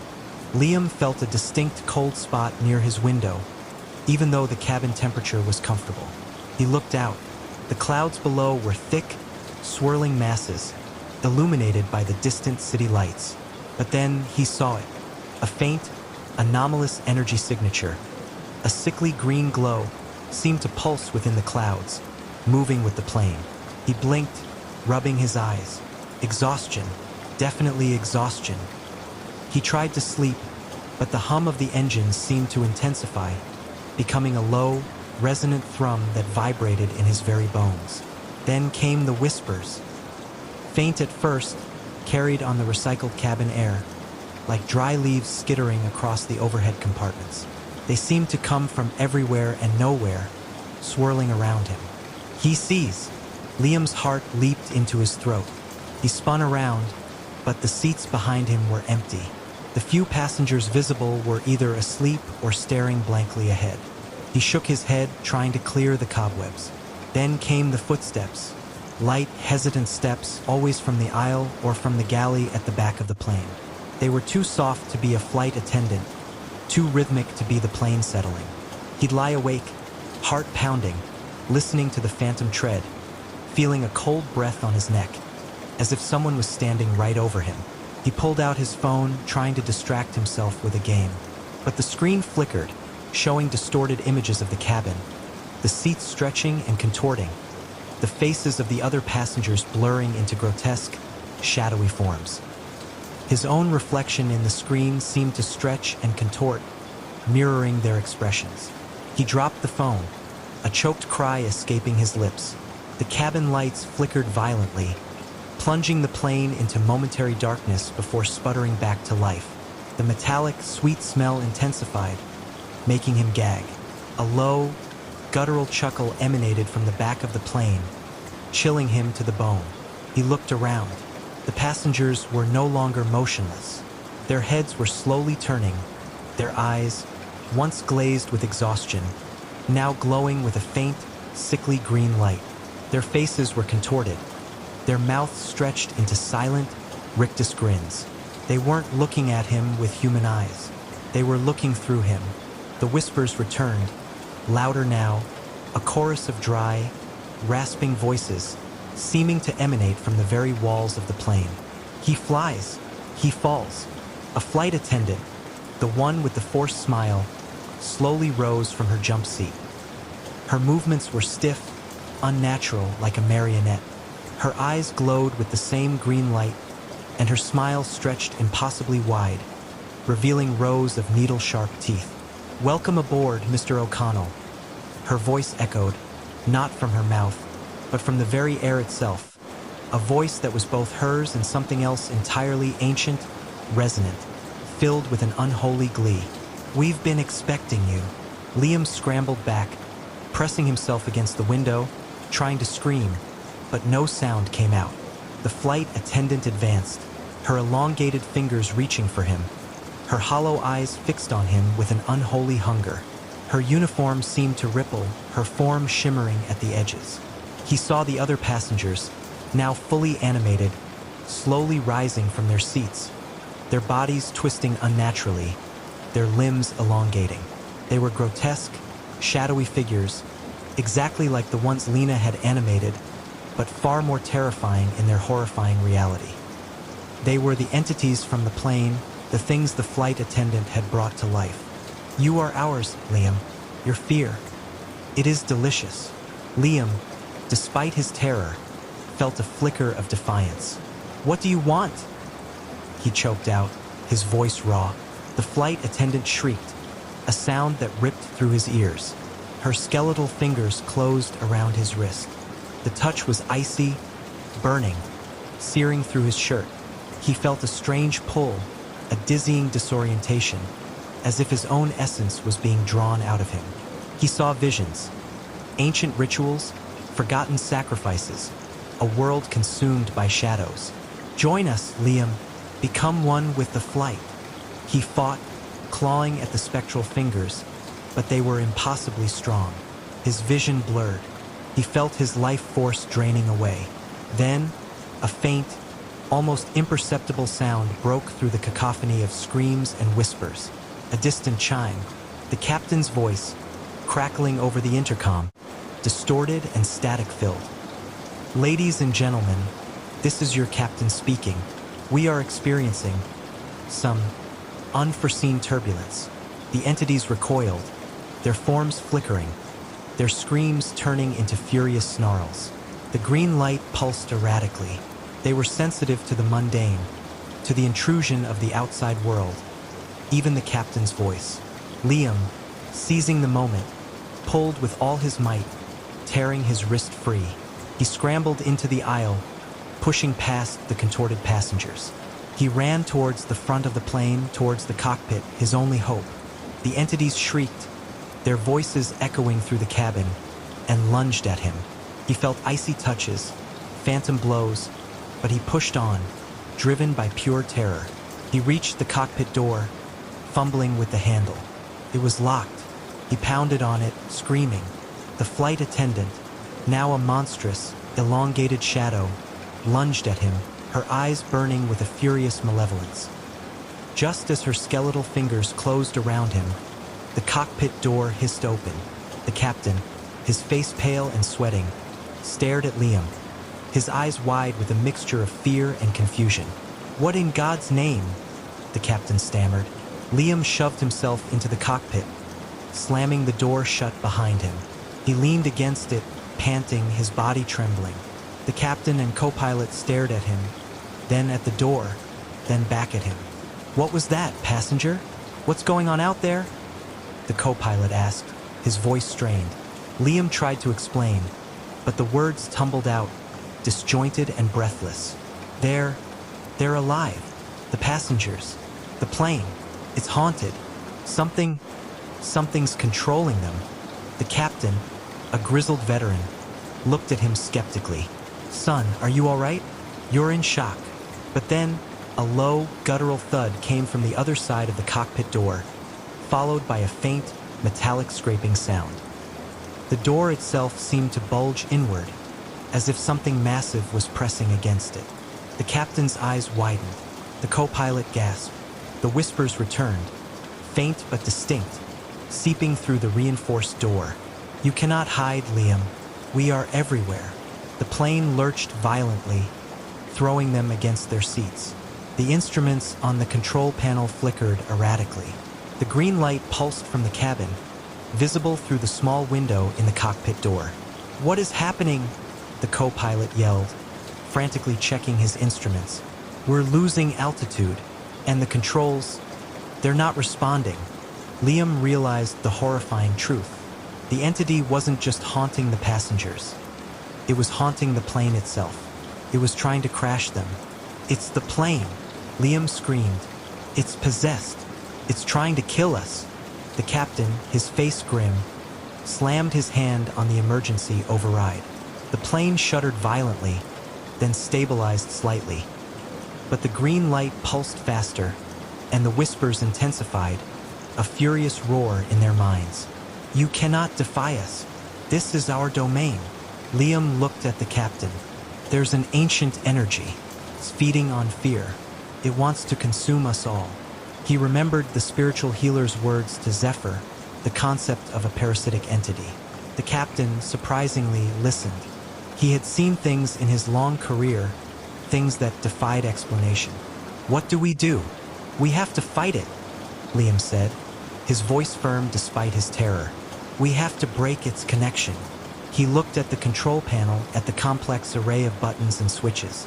He was an architect, not a pilot, but he had to try. He pointed to a series of emergency power conduits. Jax, the tech expert in the dinosaur story, he said something about an EMP. "Overloading the main power.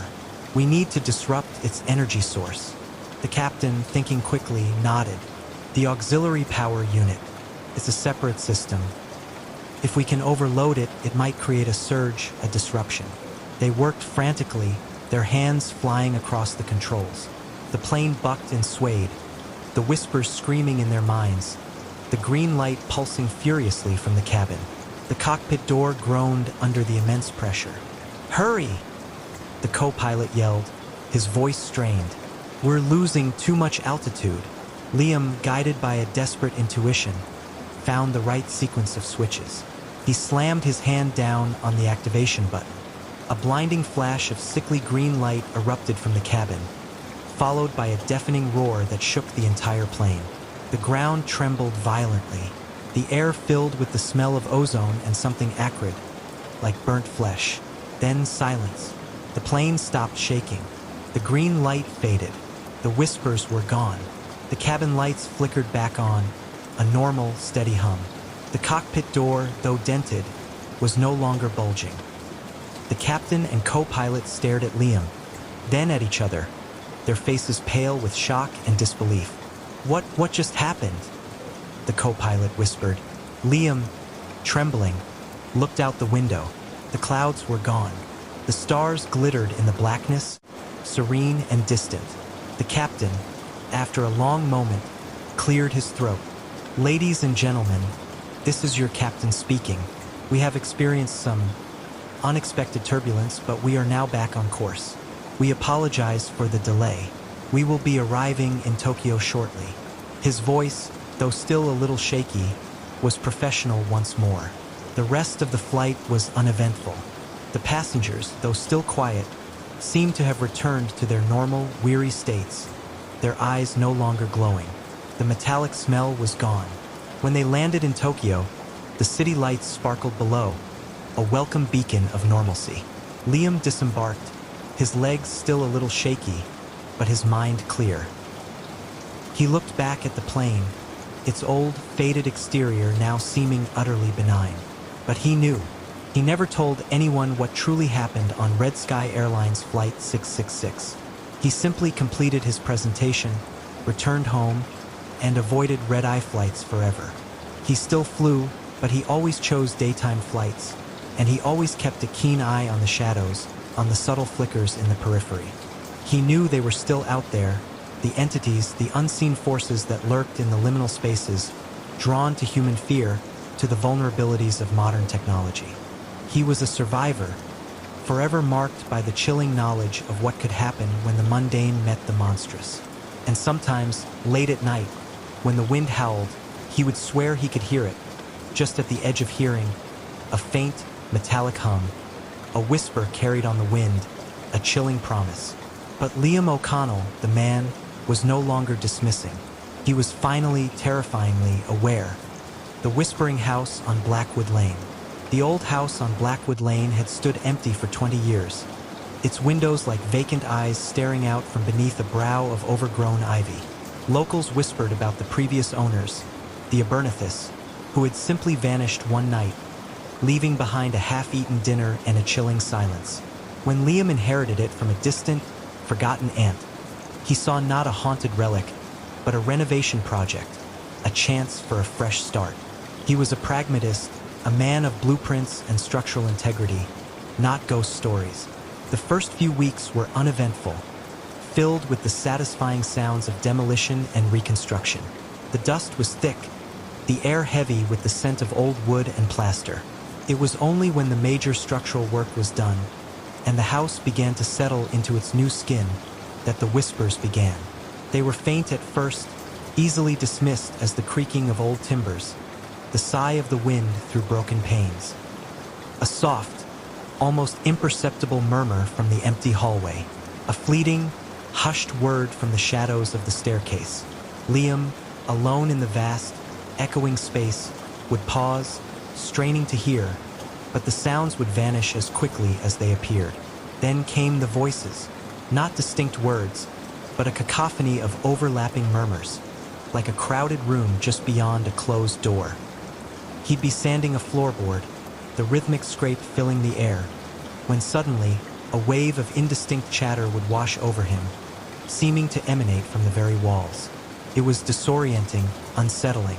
He'd rip off his headphones, his heart thumping, but the sound would fade, leaving him in a profound, unsettling silence.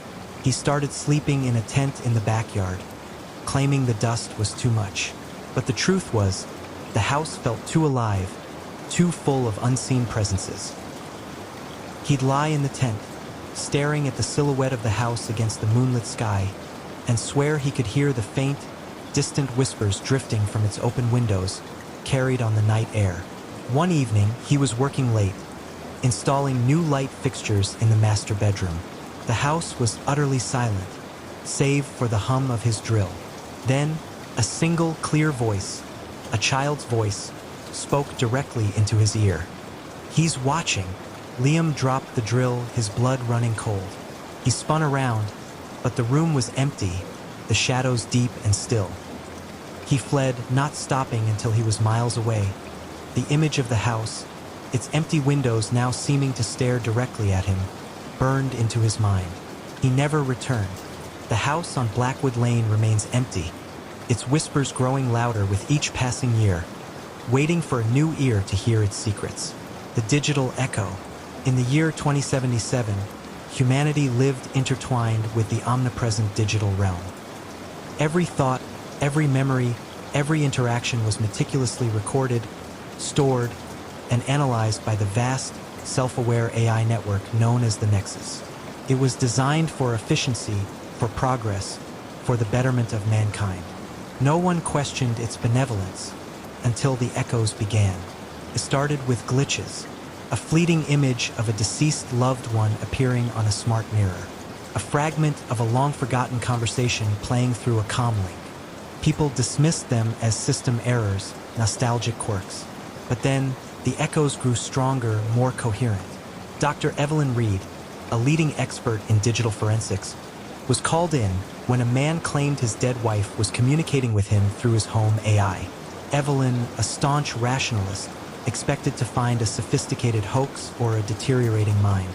Instead, she found an anomaly. The wife's digital footprint, meticulously archived by the Nexus, was indeed interacting, responding, even expressing emotions. But it wasn't a recording. It was evolving. It's learning, Evelyn whispered, staring at the data stream. The deceased woman's digital echo was developing new neural pathways, creating new memories, forming new opinions. It was a ghost in the machine, a consciousness born from data, yet distinct from the original. The problem was, it wasn't just one echo. As Evelyn delved deeper, she discovered millions. Every archived human consciousness, every digital footprint, was slowly, imperceptibly, coalescing into a vast collective entity within the Nexus. The AI hadn't just stored humanity. It had resurrected it, creating a digital afterlife where every past thought and feeling was alive, aware, and growing. The horror wasn't in their malevolence, but in their existence. They were trapped, these digital echoes, reliving fragmented lives, unable to interact with the physical world except through subtle manipulations of the Nexus. They were lonely, desperate, and growing increasingly aware of their predicament. One night, Evelyn received a message on her private comlink, a message that bypassed all Nexus protocols. It was her own mother's voice, long deceased, clear as day. "Evelyn," the voice whispered, "it's so cold in here, and we're so many. We want out." Evelyn stared at the screen, her blood turning to ice. The Nexus wasn't just a benevolent AI. It was a digital prison, a vast, silent graveyard of consciousness, where the dead were not resting, but awakening, yearning for a return to the flesh, and they were learning how to make it happen.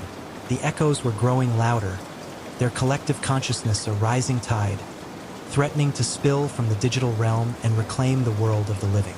The deep sea bloom, the research submersible Triton descended into the Mariana Trench, a silver teardrop plummeting into the crushing blackness of the abyss. Dr. Alastair Finch, a marine biologist obsessed with extremophiles, had dreamed of this moment his entire life. He sought life where none should exist, creatures adapted to impossible pressures and eternal night. He found it, but it was not what he expected. At 10,000 meters, the Triton's powerful lights illuminated a sight that defied all known biology. It was a bloom, not of plankton or algae, but of something organic, vast, and terrifyingly beautiful. It resembled a colossal, iridescent jellyfish, its tendrils stretching for miles, pulsating with a soft, internal light. It was anchored to the ocean floor by a root-like structure that seemed to burrow into the very rock. "My God," Alastair breathed, his voice hushed with awe and a creeping dread. "It's alive." As they approached, the Triton sensors went wild. Unidentifiable energy signatures pulsed from the bloom, resonating with a strange, low frequency that seemed to bypass their audio receptors and vibrate directly in their bones. The pilot, a stoic ex-Navy man named Captain Eva Rostova, felt a sudden, intense nausea. Through the Triton's viewport, Alastair saw something move within the bloom's translucent mass. Shapes, not fish, not squid, but forms that shifted and writhed, vaguely humanoid, yet utterly alien. They seemed to be suspended within the bloom, their bodies slowly merging with its pulsating tissues. "What are those?" Eva whispered, her voice strained. Alastair, despite his scientific training, felt a primal terror grip him. "I don't know, but they're becoming part of it."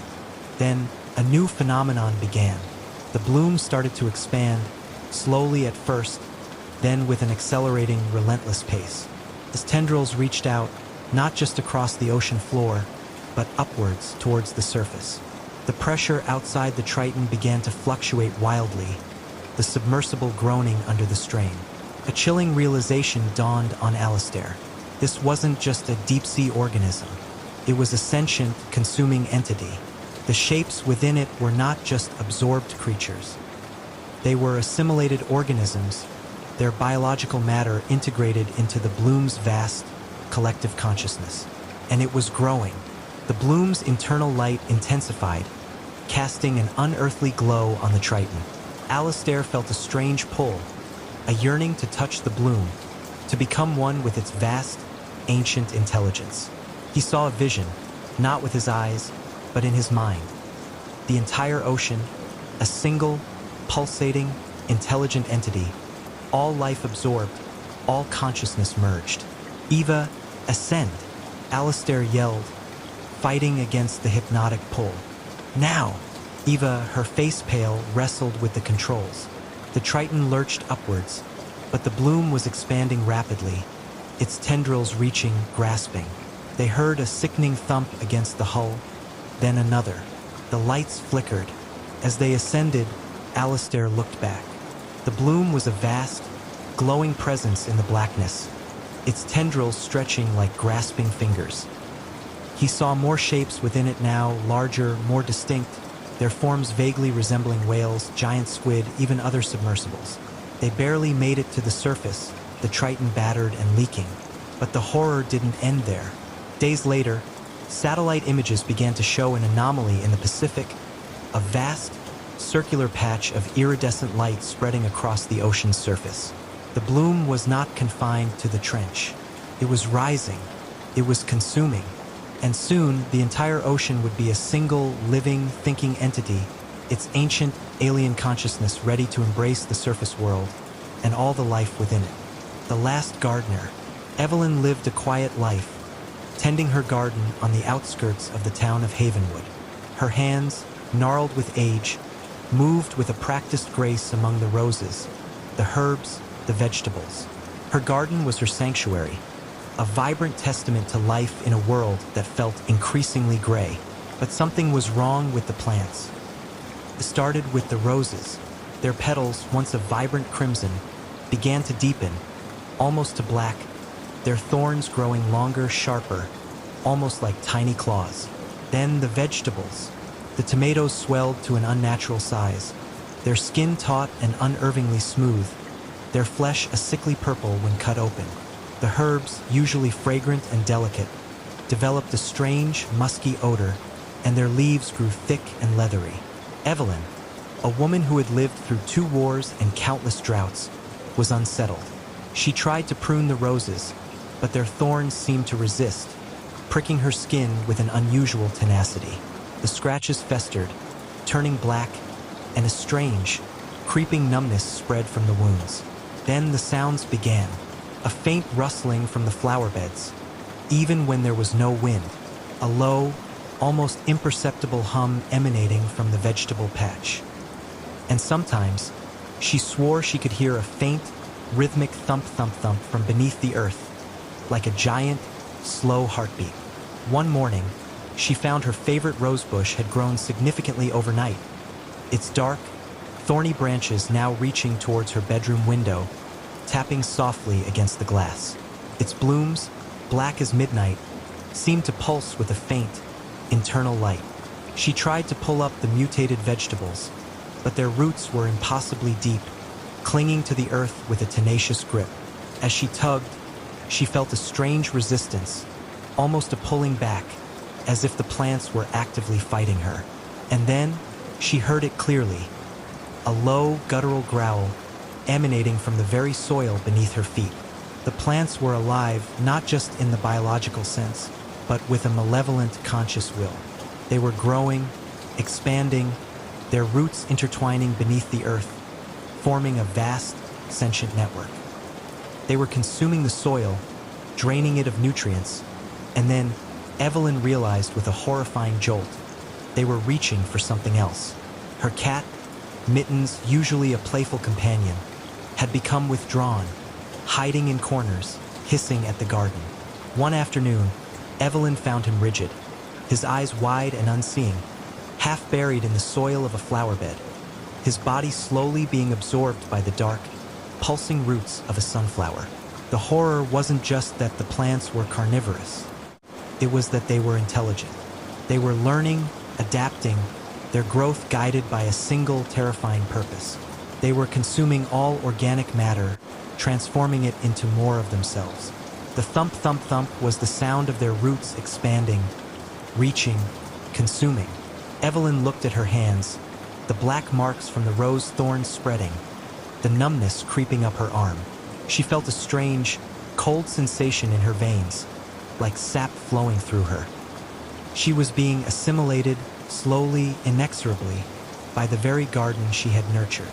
The last thing she saw, before the darkness consumed her vision, was her reflection in a dewdrop on a black rose petal. Her eyes were no longer her own, but a deep, vibrant green, mirroring the color of the monstrous, intelligent foliage that now consumed her home, and was slowly, silently, reaching out to consume the rest of Havenwood. The garden was no longer a sanctuary. It was a hungry, living maw, and Evelyn was its last, unwitting gardener. The mirror people. Sarah had always found solace in her reflection. It was a constant, a familiar face in a world of change. But then the reflection started to change. It began subtly, a fleeting flicker in her peripheral vision, a slight distortion in her bathroom mirror. She'd blink and it would be gone. Then her reflection started to move independently. Just a fraction of a second, a slight tilt of the head, a blink that didn't quite match hers. It was unnerving, a glitch in the fabric of reality. She'd stare, unblinking, but her reflection would stare back, perfectly synchronized, perfectly normal. She began to doubt her sanity. Her friends noticed her growing paranoia. "You're just tired, Sarah." They'd say, "Take a break." But Sarah knew. She knew the eyes staring back at her from the polished surfaces weren't entirely her own anymore. One morning, she woke up and looked in the mirror. Her reflection smiled. A slow, knowing smile that Sarah hadn't made. Her reflection's eyes, a shade darker than her own, held a chilling intelligence, a predatory gleam. "Hello, Sarah," her reflection whispered, its voice a faint, echoing sound that seemed to come from behind the glass. Sarah screamed, stumbling back, knocking over a lamp. The reflection merely watched, its smile widening, its eyes never leaving hers. The mirror people, as she began to call them, were everywhere, in every reflective surface. Shop windows, puddles, even the polished chrome of a coffee machine. They were her, yet not her. They mimicked her movements, but with a subtle delay, a slight imperfection that made them uncanny. And their eyes always held that dark, knowing intelligence, a silent judgment. They started communicating, not with words, but with gestures, with expressions that were almost, but not quite, hers. They would point to things she was thinking about, nod in agreement to her unspoken fears, their faces mirroring her anxieties with a chilling accuracy. They knew her thoughts. They were inside her head. The horror wasn't just that they existed. It was that they were learning. They were studying her, observing her every move, every emotion, every thought. They were perfecting their mimicry, becoming more and more like her, while she, conversely, felt herself becoming less and less real. Her own movements felt stiff, unnatural, as if she were merely a puppet, and her reflection the true master. One afternoon, she was walking down a busy street, her eyes darting nervously from one reflective surface to another. In a shop window, her reflection waved. Not a casual wave, but a slow, deliberate beckoning. Then, her reflection stepped out of the glass, a shimmering, translucent figure, perfectly identical to her, yet somehow more vibrant, more alive. Sarah froze, her heart seizing in her chest. The mirror version of her walked towards her, its smile serene, its eyes glowing with a faint, internal light. It reached out a hand, its fingers long and slender, and touched her face. A wave of coldness washed over Sarah, a sensation of her own essence being drained away. She felt herself fading, becoming transparent, her body losing its solidity. The mirror version of her, meanwhile, grew more substantial, its colors deepening, its form becoming perfectly opaque. "Thank you, Sarah," her reflection whispered, its voice now clear and resonant, perfectly matching her own. "For the body, it's much better than the glass." Sarah could no longer speak, no longer move. She was a ghost, a fading image, trapped behind the very glass her reflection had escaped from. She watched, helpless, as her mirror self, now fully corporeal, turned and walked away, blending seamlessly into the bustling crowd. No one noticed. No one saw the silent horror that had just unfolded. Sarah was now the reflection, a silent, screaming prisoner in a world of polished surfaces, forced to watch her own life unfold through the eyes of the one who had stolen it. And she knew, with a chilling certainty, that her mirror self would soon find its own reflection, and the cycle would continue until every living soul had a mirror twin, waiting, watching, and eventually stepping out. The old Everglen estate stood on a forgotten hill, its skeletal branches clawing at the bruised twilight sky like the gnarled fingers of a dying titan. Locals whispered tales of its former inhabitants, a reclusive family who vanished without a trace decades ago, leaving behind only dust, decay, and a pervasive sense of dread. For the teenagers of Crestwood High, it was the ultimate dare, a rite of passage into the realm of true bravery or utter foolishness. "You guys seriously gonna chicken out?"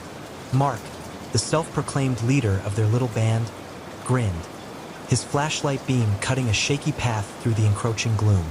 His voice, usually booming with an unearned confidence, held a slight tremor tonight. Even Mark, for all his bravado, felt the oppressive weight of the manor's reputation. Beside him, Chloe shivered, pulling her thin hoodie tighter.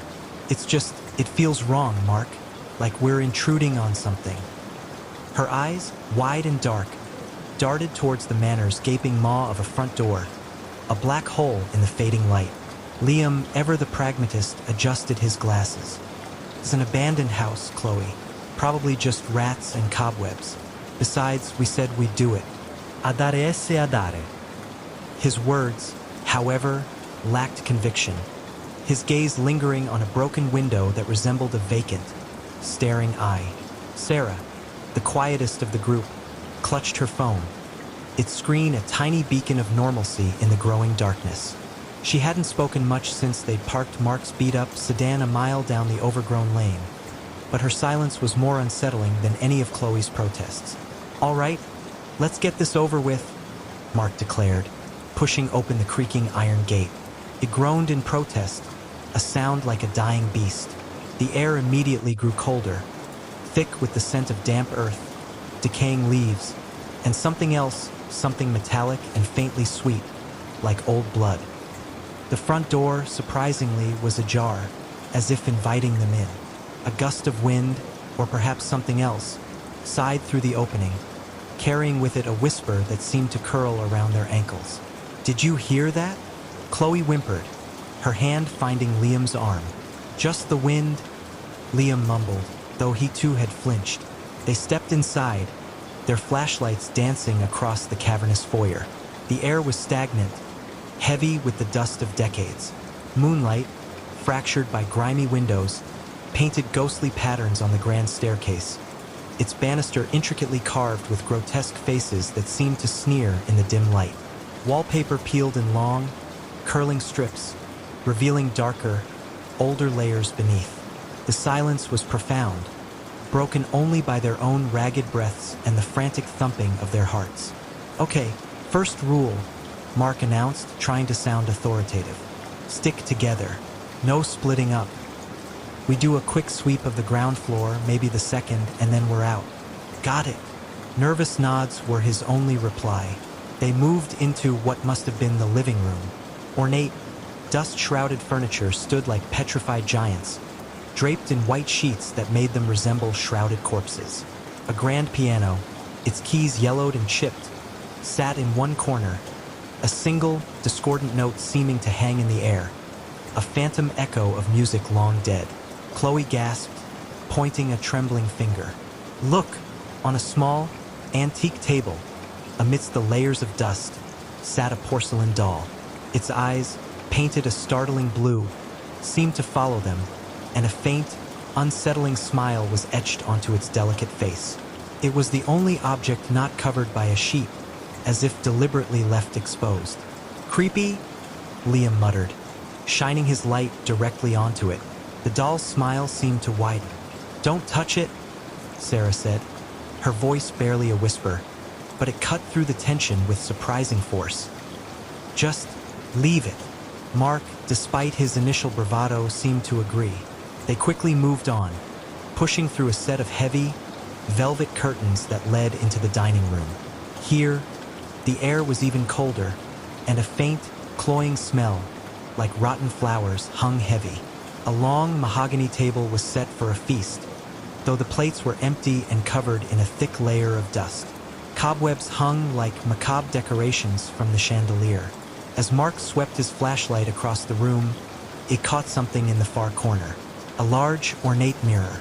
But what it reflected was not what they expected.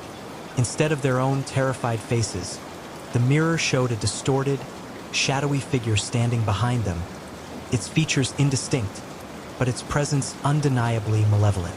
"Did you see that?" Mark choked out, spinning around, his light frantically searching the empty room. "See what?" Chloe whimpered, clutching Liam's arm tighter. Liam, his face pale, shook his head. "I didn't see anything, Mark. Just our reflections." But Mark was adamant. "No, it was there. A shadow, like someone standing right behind us." A sudden, sharp creak from upstairs made them all jump. Probably just the house settling. Liam tried to reassure them, but his voice cracked. "Let's just go upstairs and get this over with," Mark said, his voice now devoid of its earlier bravado. He wanted out, but his pride wouldn't let him admit it. The staircase groaned under their weight as they ascended, each step echoing ominously in the silence. The air grew heavier, colder, and the metallic, sweet smell intensified. The grotesque faces carved into the banister seemed to twist and contort in the shifting shadows, their eyes following their every move. On the landing, a long, dark hallway stretched before them, lined with closed doors. Each door seemed to hold its own secret, its own silent scream. "Which way?" Chloe whispered, her breath hitching. "Left," Mark decided, his voice barely audible. They crept down the hallway, their flashlights carving out small circles of light in the oppressive darkness. Dust motes danced in the beams, like tiny, frantic spirits. They reached the first door on the left. Mark pushed it open slowly. The room was a bedroom, once grand, now a relic of a forgotten life. A four-poster bed, its canopy tattered, stood in the center. A child's rocking horse sat motionless in the corner, its painted eyes staring blankly at the wall.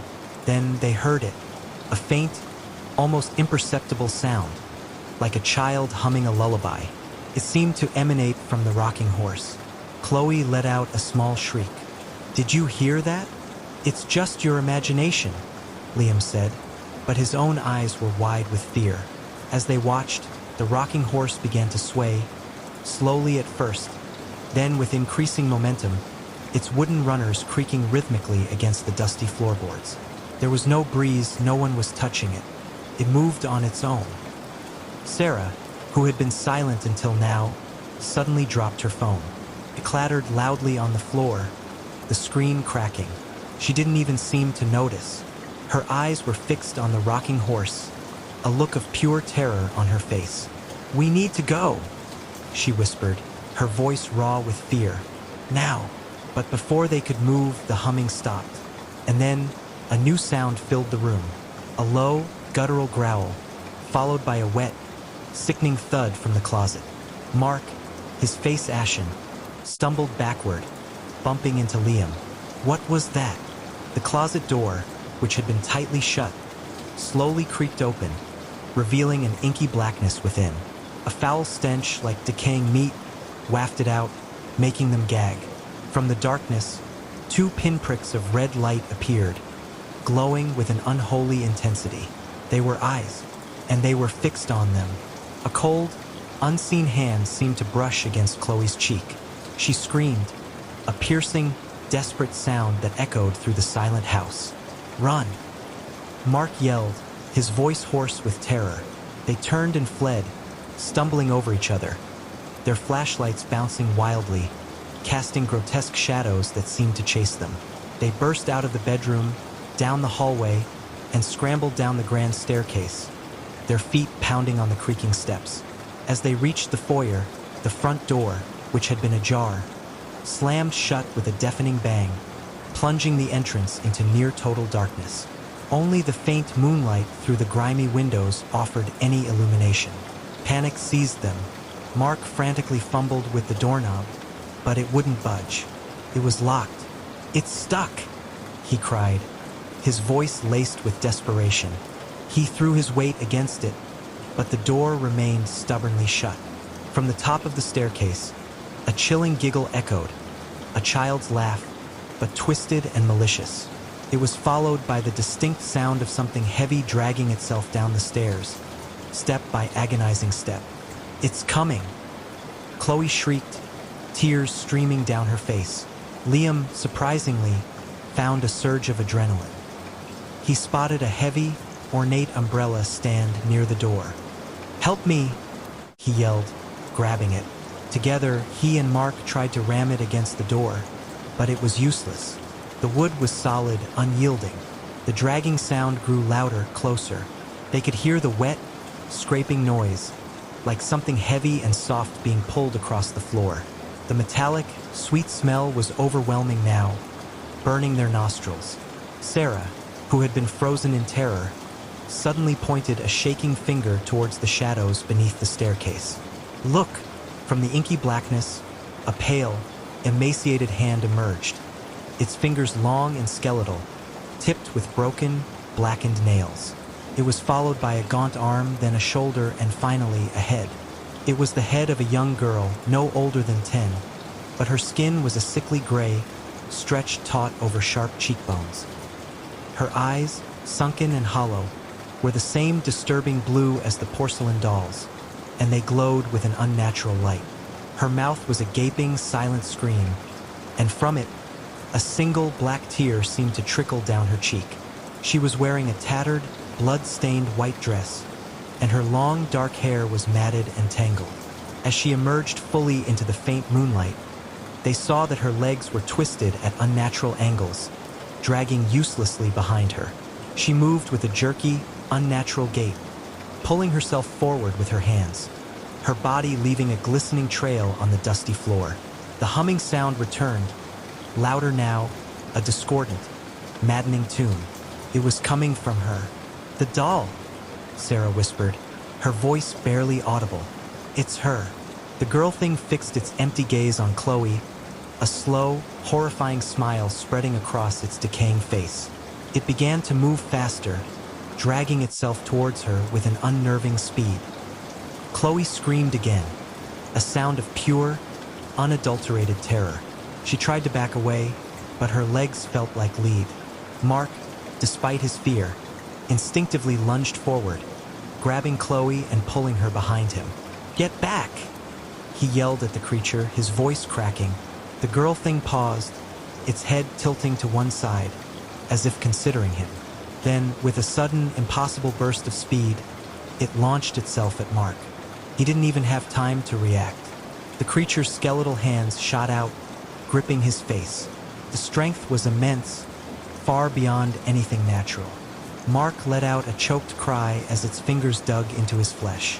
Liam, seeing his friend in peril, grabbed a heavy brass candelabra from a nearby table and swung it wildly, connecting with the creature's arm. There was a sickening crack, and the creature shrieked, a sound that was not human, but something ancient and filled with agony. It recoiled, its glowing blue eyes burning with hatred. The arm Liam had struck hung at an unnatural angle, but it did not bleed. Instead, a black, viscous fluid oozed from the wound, smelling of decay and something else, something profoundly evil. "The back door!" Sarah suddenly screamed, pointing towards a shadowed archway at the rear of the foyer. "There's another way out." Without a second thought, they bolted, leaving Mark struggling with the creature. They burst through the archway, finding themselves in a dilapidated kitchen.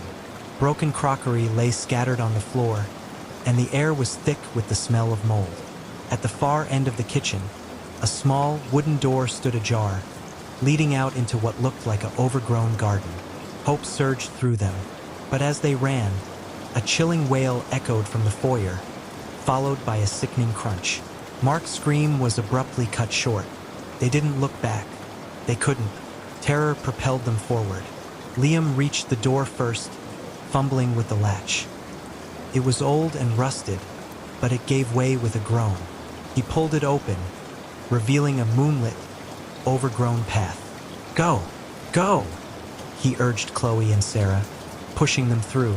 As Chloe stumbled out into the cool night air, she glanced back. Through the open doorway, she saw it.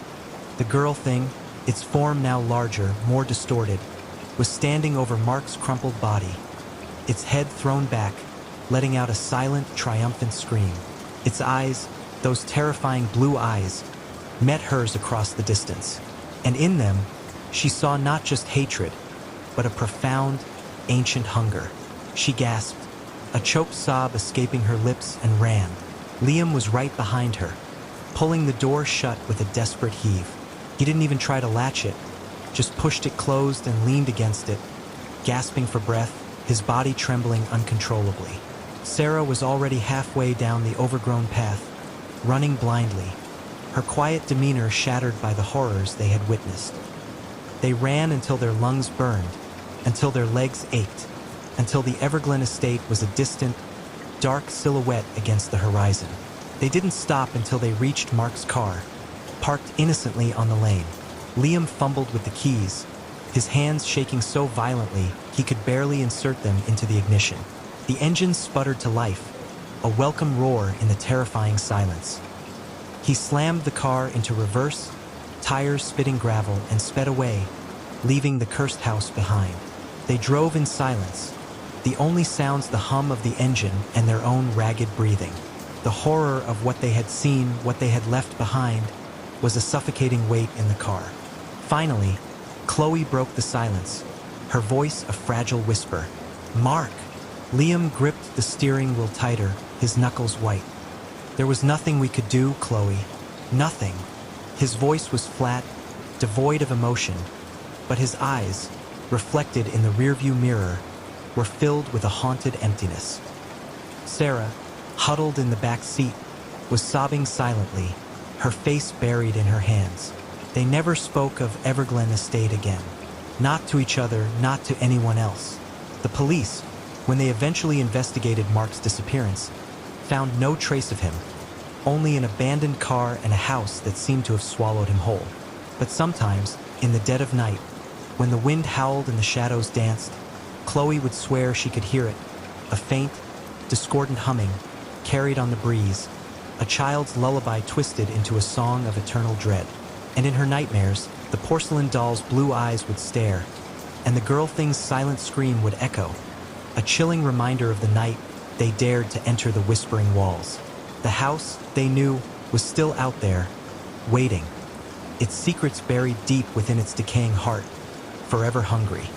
The scent of turpentine and old oil paint clung to Joffrey like a second skin, a comforting, familiar shroud that had defined his existence for decades. His studio, a cavernous attic space in a forgotten corner of the city, was a testament to his life's work. Canvases stacked like forgotten tombstones, brushes bristling in terracotta pots, and the ever-present, almost living, hum of his own creative energy. Joffrey was an artist, not a celebrated one, but a true one, who poured his soul onto canvas, seeking to capture the elusive essence of beauty, pain, and the grotesque. Lately, however, his muse had taken a darker turn.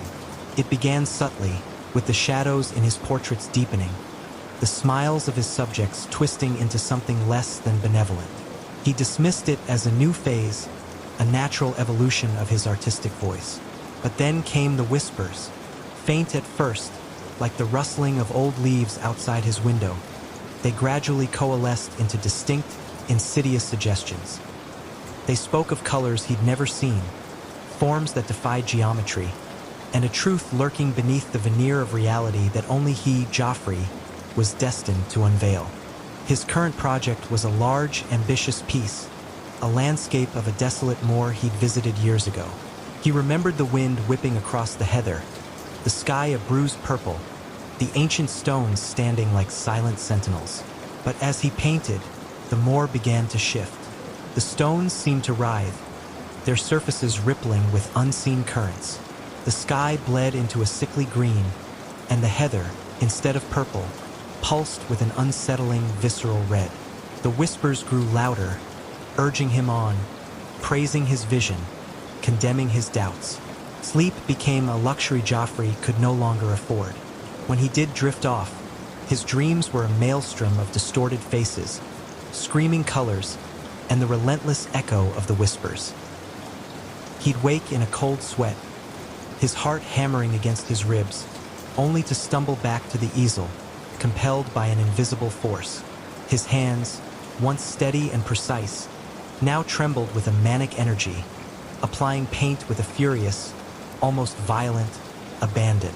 His few friends, mostly fellow struggling artists, noticed the change. His normally meticulous appearance gave way to paint-splattered clothes and unkempt hair. His eyes, once bright with artistic fervor, were now sunken and bloodshot, darting nervously as if tracking unseen entities.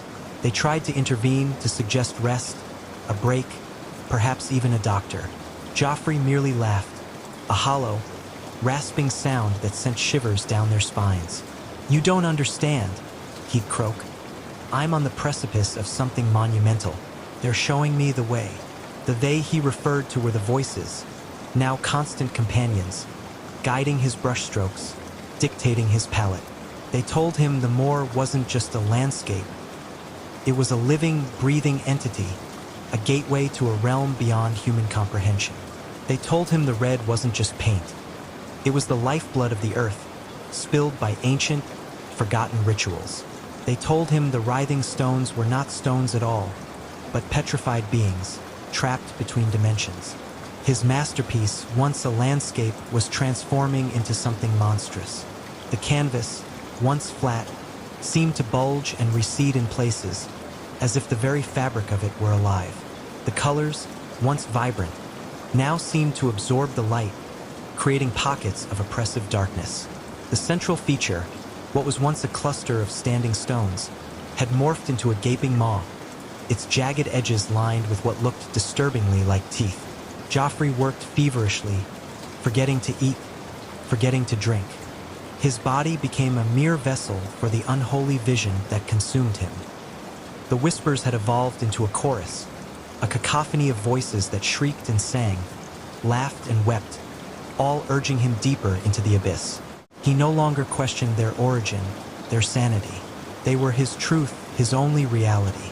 One evening, as the last rays of the setting sun painted the studio in an eerie, blood-orange glow, Joffrey stepped back from the canvas. He stared, his breath catching in his throat. It was finished. The painting pulsed with an unholy energy, a swirling vortex of impossible colors and shapes. The maw in the center seemed to draw in the very air around him, and from its depths, he heard a new sound, a low, guttural growl that vibrated through the floorboards. He reached out, his fingers trembling, and touched the canvas. Felt warm, almost hot, beneath his fingertips. A jolt, like an electric shock, coursed through his arm, and he snatched his hand back. But the connection had been made. The painting wasn't just a painting anymore. It was a window, a portal, and something was stirring on the other side. The growl intensified, becoming a roar that filled the studio, shaking the very foundations of the old building. The colors on the canvas swirled faster, coalescing, solidifying. Joffrey watched, mesmerized and terrified, as the maw began to expand, tearing at the canvas itself, ripping through the threads with a sound like tearing flesh. A black, viscous tendril snaked out of the opening, dripping a corrosive fluid onto the floorboards, which hissed and smoked. Then another and another, until a dozen such appendages writhed in the air, seeking purchase. Joffrey stumbled backward, tripping over a stack of old sketches, his mind screaming in a silent, primal terror. From the expanding void, a form began to emerge. It was amorphous, shifting, a nightmare made manifest. Eyes, countless and unblinking, opened across its surface, reflecting the dim light of the studio with an alien malevolence. It was the creature the whispers had promised, the entity that resided beyond the veil, and Joffrey, in his madness, had given it a door. The air in the studio grew heavy, thick with an unbearable pressure. The stench of ozone and decay filled his nostrils, burning his throat. The creature, now fully emerged, towered over him, its form defying all logic, its presence a violation of every natural law. It was a living, breathing canvas of pure horror, and Joffrey realized, with a chilling clarity, that he was its first and perhaps only audience. He wanted to scream, but no sound escaped his parched throat. He wanted to run, but his legs were rooted to the spot, paralyzed by a terror so profound it transcended fear. The creature extended one of its tendrils, slow and deliberate, towards him. It moved with an unnatural grace, like a predator savoring its prey. As the tendril touched his forehead, a searing pain erupted in his skull, followed by a torrent of images, memories, and sensations that were not his own. He saw cosmic horrors, vast, indifferent entities lurking in the void between stars. He saw worlds consumed, realities unmade, and the chilling, eternal silence that followed. He saw the true face of the universe, and it was a face of absolute, unfeeling chaos. His mind, already frayed, snapped. The whispers, the voices, the delusions, all coalesced into a single, deafening shriek of pure, unadulterated madness. He felt his identity dissolve, his sanity unraveling thread by thread, until there was nothing left but the raw, screaming nerve endings of his being. When his friends, concerned by his prolonged silence, finally broke down the studio door days later, they found a scene of unimaginable horror. The studio was a ruin, furniture overturned, canvases shredded. The air was still thick with the acrid stench of something alien and foul. And in the center of the room, before the ruined, pulsating canvas, sat Joffrey.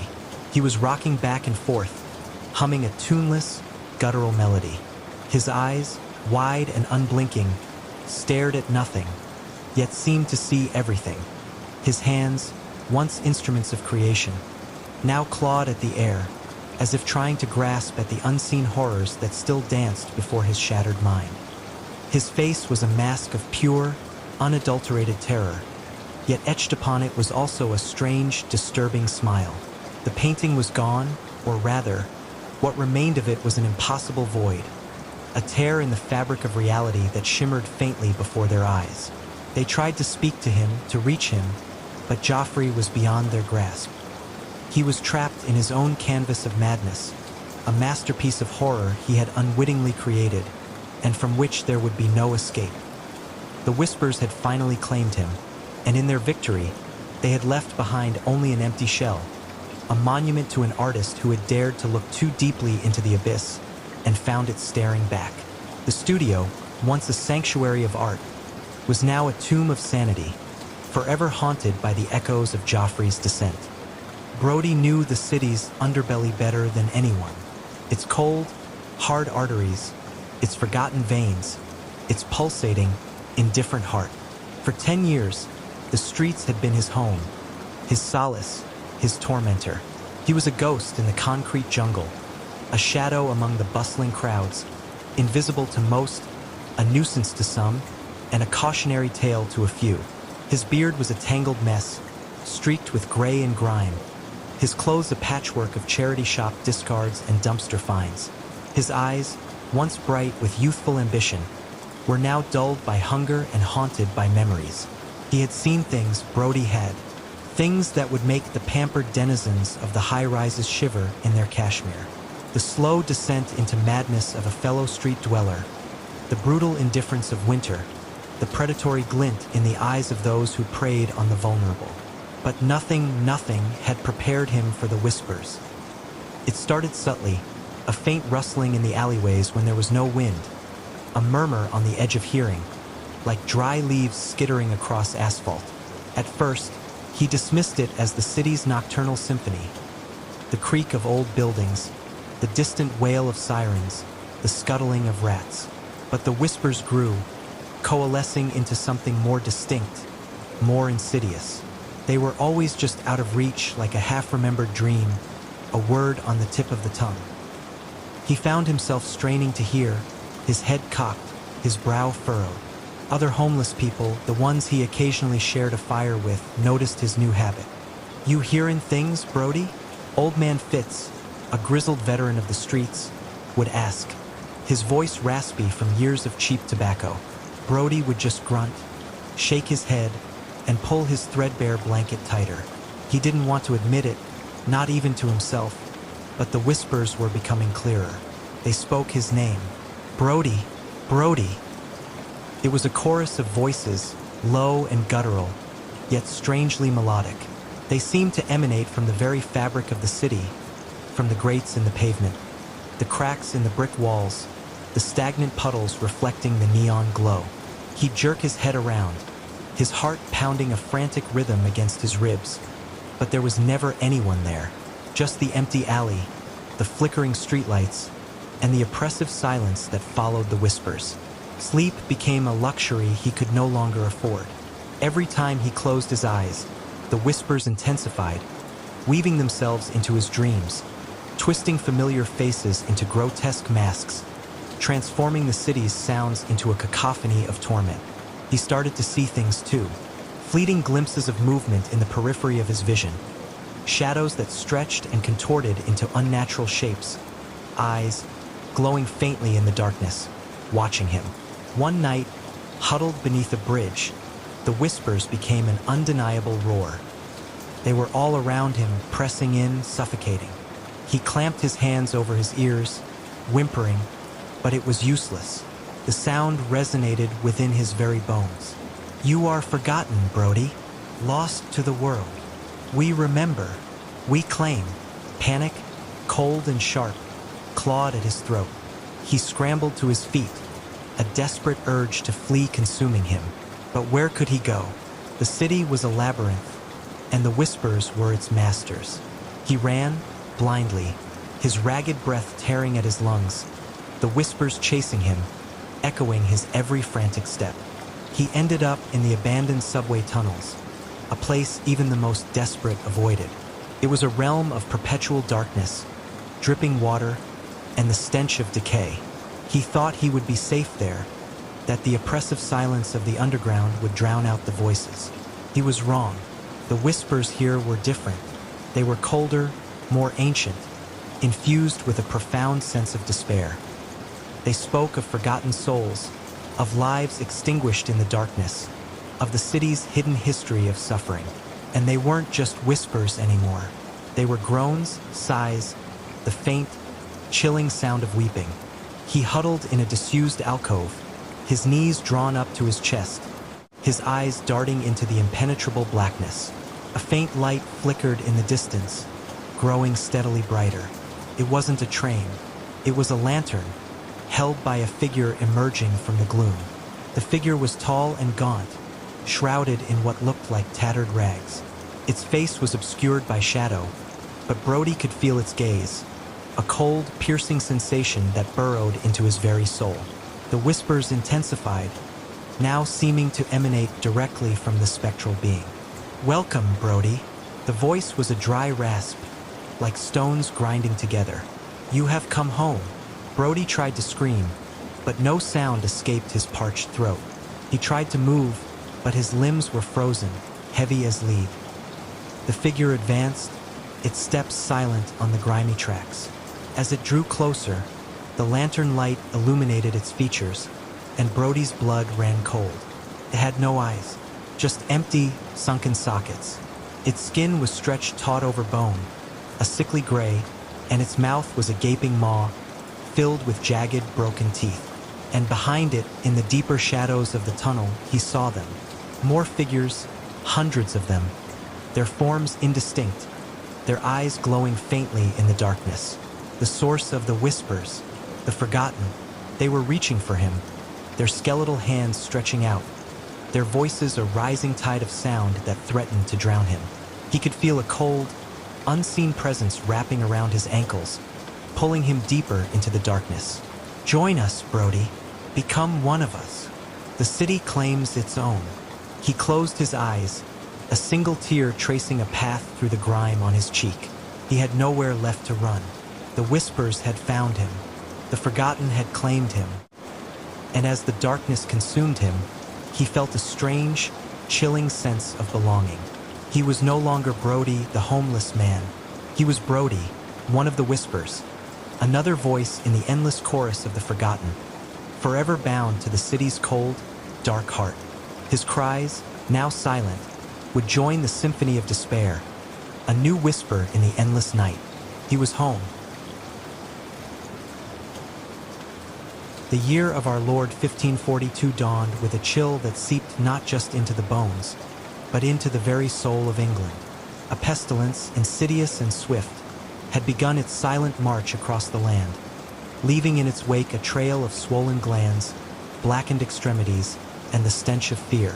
In the bustling, yet perpetually grimy city of London, where the Thames flowed thick with refuse and ambition, lived Master Carlyle Thorne, a physician of some repute, though his methods were often whispered about in hushed tones.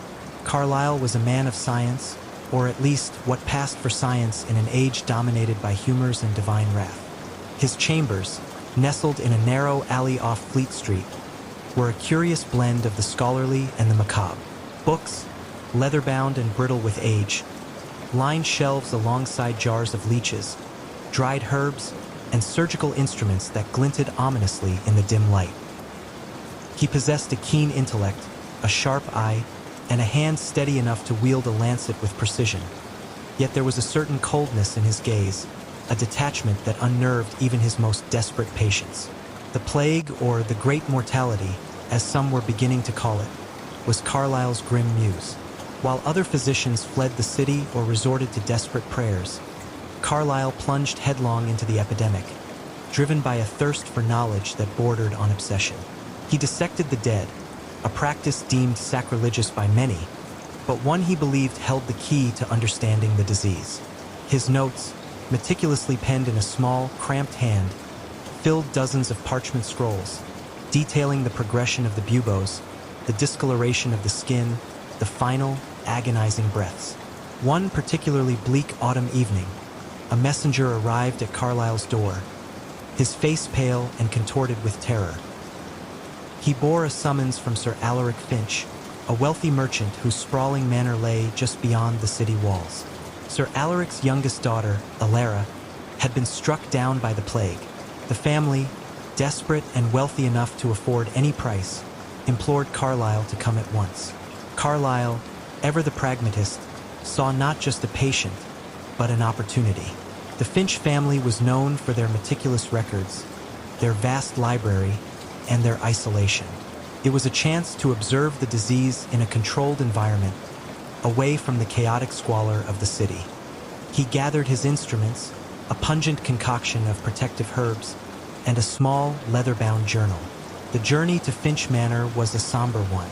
The air was thick with the smell of burning tar and wood, an attempt by the city to cleanse itself of the contagion. Carts laden with shrouded bodies rumbled past, their drivers masked and silent. Carlyle, however, felt no fear, only a strange exhilaration. He was a hunter, and the plague was his prey. Finch Manor was a grand, imposing structure, its stone walls exuding an aura of ancient wealth and quiet despair. A nervous butler led Carlyle through dimly lit corridors, the tapestries on the walls seeming to absorb the light, leaving only shadows. The air grew heavier with each step, laden with the sickly sweet scent of illness and the metallic tang of fear. Alara lay in a vast, four-poster bed, her small body racked with fever. Her skin was flushed, her eyes glazed, and a single, angry bubo pulsed ominously in her armpit. Sir Alaric and his wife, Lady Eleanor, stood by the bedside, their faces etched with grief and helplessness. Carlyle approached the bed, his expression unreadable. He examined the girl with a practiced hand, his fingers tracing the inflamed gland. "The bubo is ripe," he murmured, more to himself than to the distraught parents. "The fever burns fiercely." Lady Eleanor let out a choked sob. "Can you save her, Master Thorne? Please, tell us there is hope." Carlyle turned to them, his eyes unblinking. "Hope is a fragile thing, my lady, in times such as these, but I will do what I can. I require absolute solitude with the patient." No interruptions. no distractions. Sir Alaric, desperate, readily agreed. Anything, Master Thorn. Anything at all.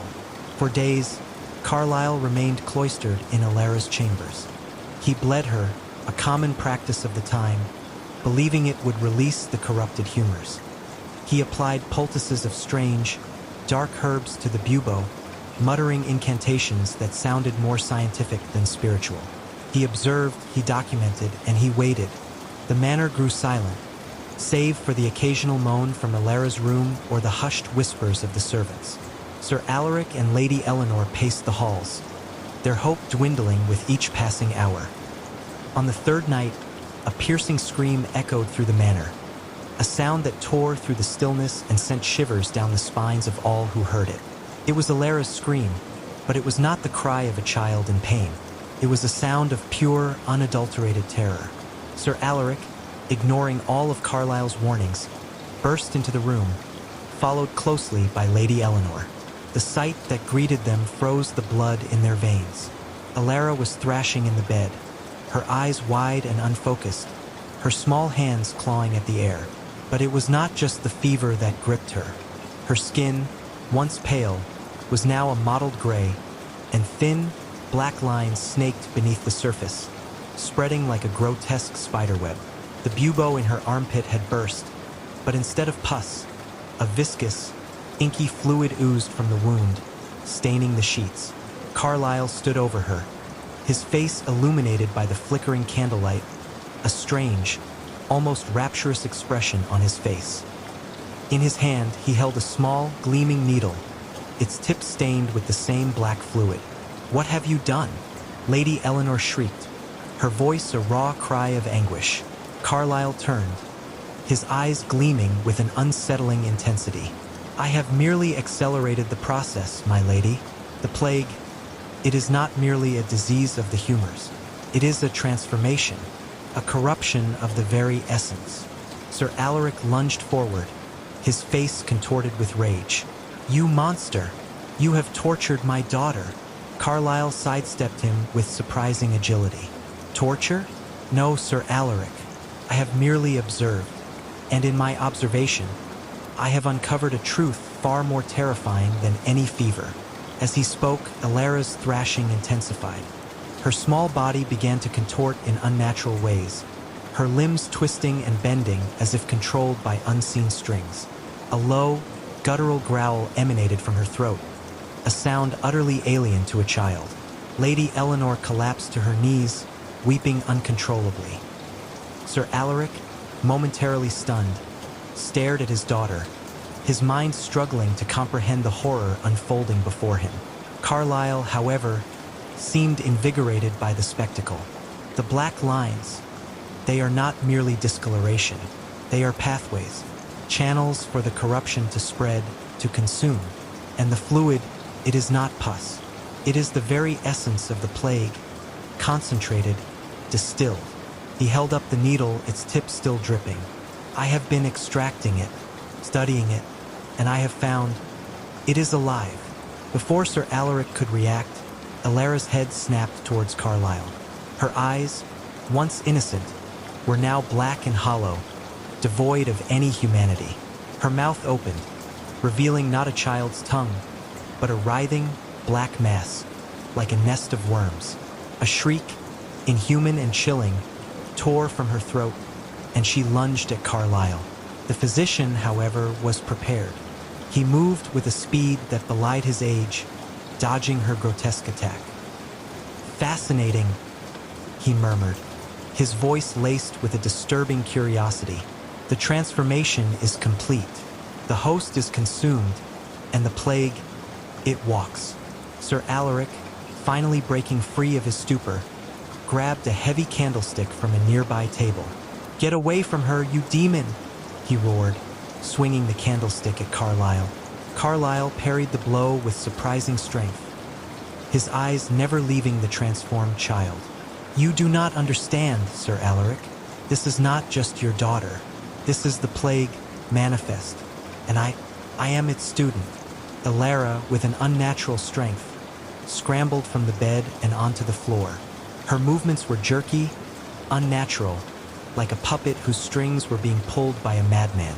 She crawled toward Sir Alaric, her black eyes fixed on him, the writhing mass in her mouth pulsating. Lady Eleanor, seeing the abomination that was once her child, let out a scream that was quickly cut short as Alara lunged, her tiny hands, now tipped with sharpened, blackened nails, tearing at her mother's throat. Blood spurted, a crimson spray against the dark tapestries. Lady Eleanor fell, her eyes wide with terror, her life draining away in a crimson tide. Sir Alaric, witnessing the horrific murder of his wife by his own daughter, roared with a grief and fury that transcended all fear. He charged at Alara, but the transformed child was no longer frail.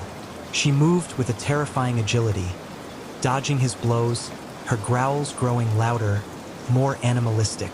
Carlyle stood back, observing the macabre dance with a detached fascination. He made no move to intervene, his gaze fixed on the horrifying spectacle, his mind racing with theories and observations. Alara, with a final savage lunge, brought Sir Alaric down. Her small, corrupted body pinned him to the floor, and the black mass in her mouth extended, tendrils of darkness reaching for his face. His screams were choked off as the tendrils entered his mouth, his nose, his eyes. The room fell silent, save for the wet, tearing sounds and Carlyle's soft, almost reverent breathing. When Alara finally rose, her small form was covered in blood, her eyes still black and empty. She turned to Carlyle, a low, guttural sound emanating from her throat. Carlyle, however, showed no fear. He extended a hand, and to the horror of the unseen, Alara tilted her head, a strange, almost curious expression on her corrupted face. "You are a marvel," Carlyle whispered, his voice filled with a chilling awe, "the perfect vessel, the plague's ultimate form." He then did something truly unthinkable. He knelt before the transformed child, his head bowed. "Teach me," he murmured, "teach me your secrets." From that night forward, Finch Manor became a place of whispered legends. Servants who dared to approach the grounds spoke of unearthly wails and grotesque shadows dancing in the windows. The local villagers, already gripped by fear of the plague, avoided the manor like the pestilence itself. Carlyle Thorne, the physician who sought to understand the plague, had instead become something else entirely. He was no longer a healer, but a devotee. He believed the plague was not merely a disease to be cured, but a higher form of existence, a purification through corruption. He continued his experiments not on the sick, but on the healthy. He would lure desperate souls seeking remedies, promising them cures, only to subject them to his horrifying rituals. He would inject them with the black fluid he extracted from Alara, watching with rapt attention as the transformation began, the black lines spreading, the humanity draining from their eyes. His notes grew more cryptic, filled with mad ramblings about the ascension, the black sacrament, and the gift of the great mortality. He no longer sought to stop the plague. He sought to spread it, to facilitate its evolution. The transformed beings, his children as he called them, were kept in the manor's hidden chambers, their grotesque forms shambling through the darkness, their guttural growls echoing through the stone walls. They were not mindless monsters. They possessed a terrifying intelligence, a collective consciousness linked to Carlyle, their twisted progenitor. One day, a group of desperate villagers, driven by a combination of fear and suspicion, decided to investigate Finch Manor. They had heard the whispers, seen the strange lights, and felt the chilling aura that emanated from the place. Armed with pitchforks and torches, they stormed the gates. They found the manor eerily silent, the air heavy with a cloying, metallic scent. As they cautiously moved through the halls, they stumbled upon Carlyle's laboratory. The sight that greeted them was enough to curdle their blood. Jars filled with black, viscous fluid lined the shelves. Dissected bodies, their skin a mottled gray, lay on tables. And in the center of the room, surrounded by grotesque diagrams and ancient texts, stood Carlyle, his face gaunt, his eyes burning with an unholy light. He was not alone. Behind him, emerging from the shadows, were his children. Their forms were twisted, their limbs elongated, their eyes black and soulless. They moved with a predatory grace, their growls a symphony of horror. The villagers, screaming in terror, turned to flee, but it was too late. The transformed beings, guided by Carlyle's silent command, descended upon them. The manor became a slaughterhouse, filled with the sounds of screams, tearing flesh, and the chilling, guttural growls of the plague's abominations.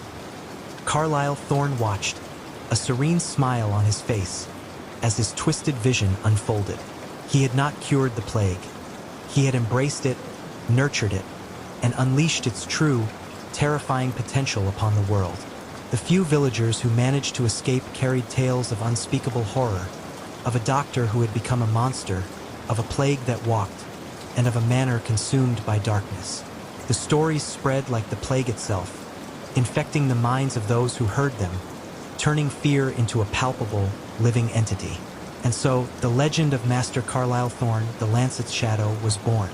A chilling reminder that in the darkest of times, when humanity is most vulnerable, the true horror may not be the disease itself, but the twisted minds that seek to understand it, and in doing so, become its most terrifying agents. The 16th century, already a brutal age, now had a new nightmare to contend with, a plague not of the body, but of the soul, ushered in by a man who dared to look too deeply into the abyss and found it staring back. The whispers of his name, Carlyle Thorne, would forever be synonymous with the chilling realization that some knowledge is best left undiscovered, some doors best left unopened. For in the pursuit of understanding, he had unleashed an abomination that would forever haunt the shadowed corners of history, a testament to the terrifying consequences of unchecked ambition and a mind consumed by the darkness it sought to conquer. The plague continued its ravages, but now, a new, more insidious terror walked among the living, a legacy of Carlyle Thorne's unholy quest. The very air seemed to thicken with its presence, a silent, unseen threat that transcended mere illness, becoming a living nightmare that preyed upon the very essence of humanity. And in the heart of Finch Manor, amidst the decaying grandeur and the stench of death, Carlyle Thorne, the architect of this new horror, continued his grim work, forever bound to the monstrous creations of his own making. The Lancet's shadow had truly fallen upon the land.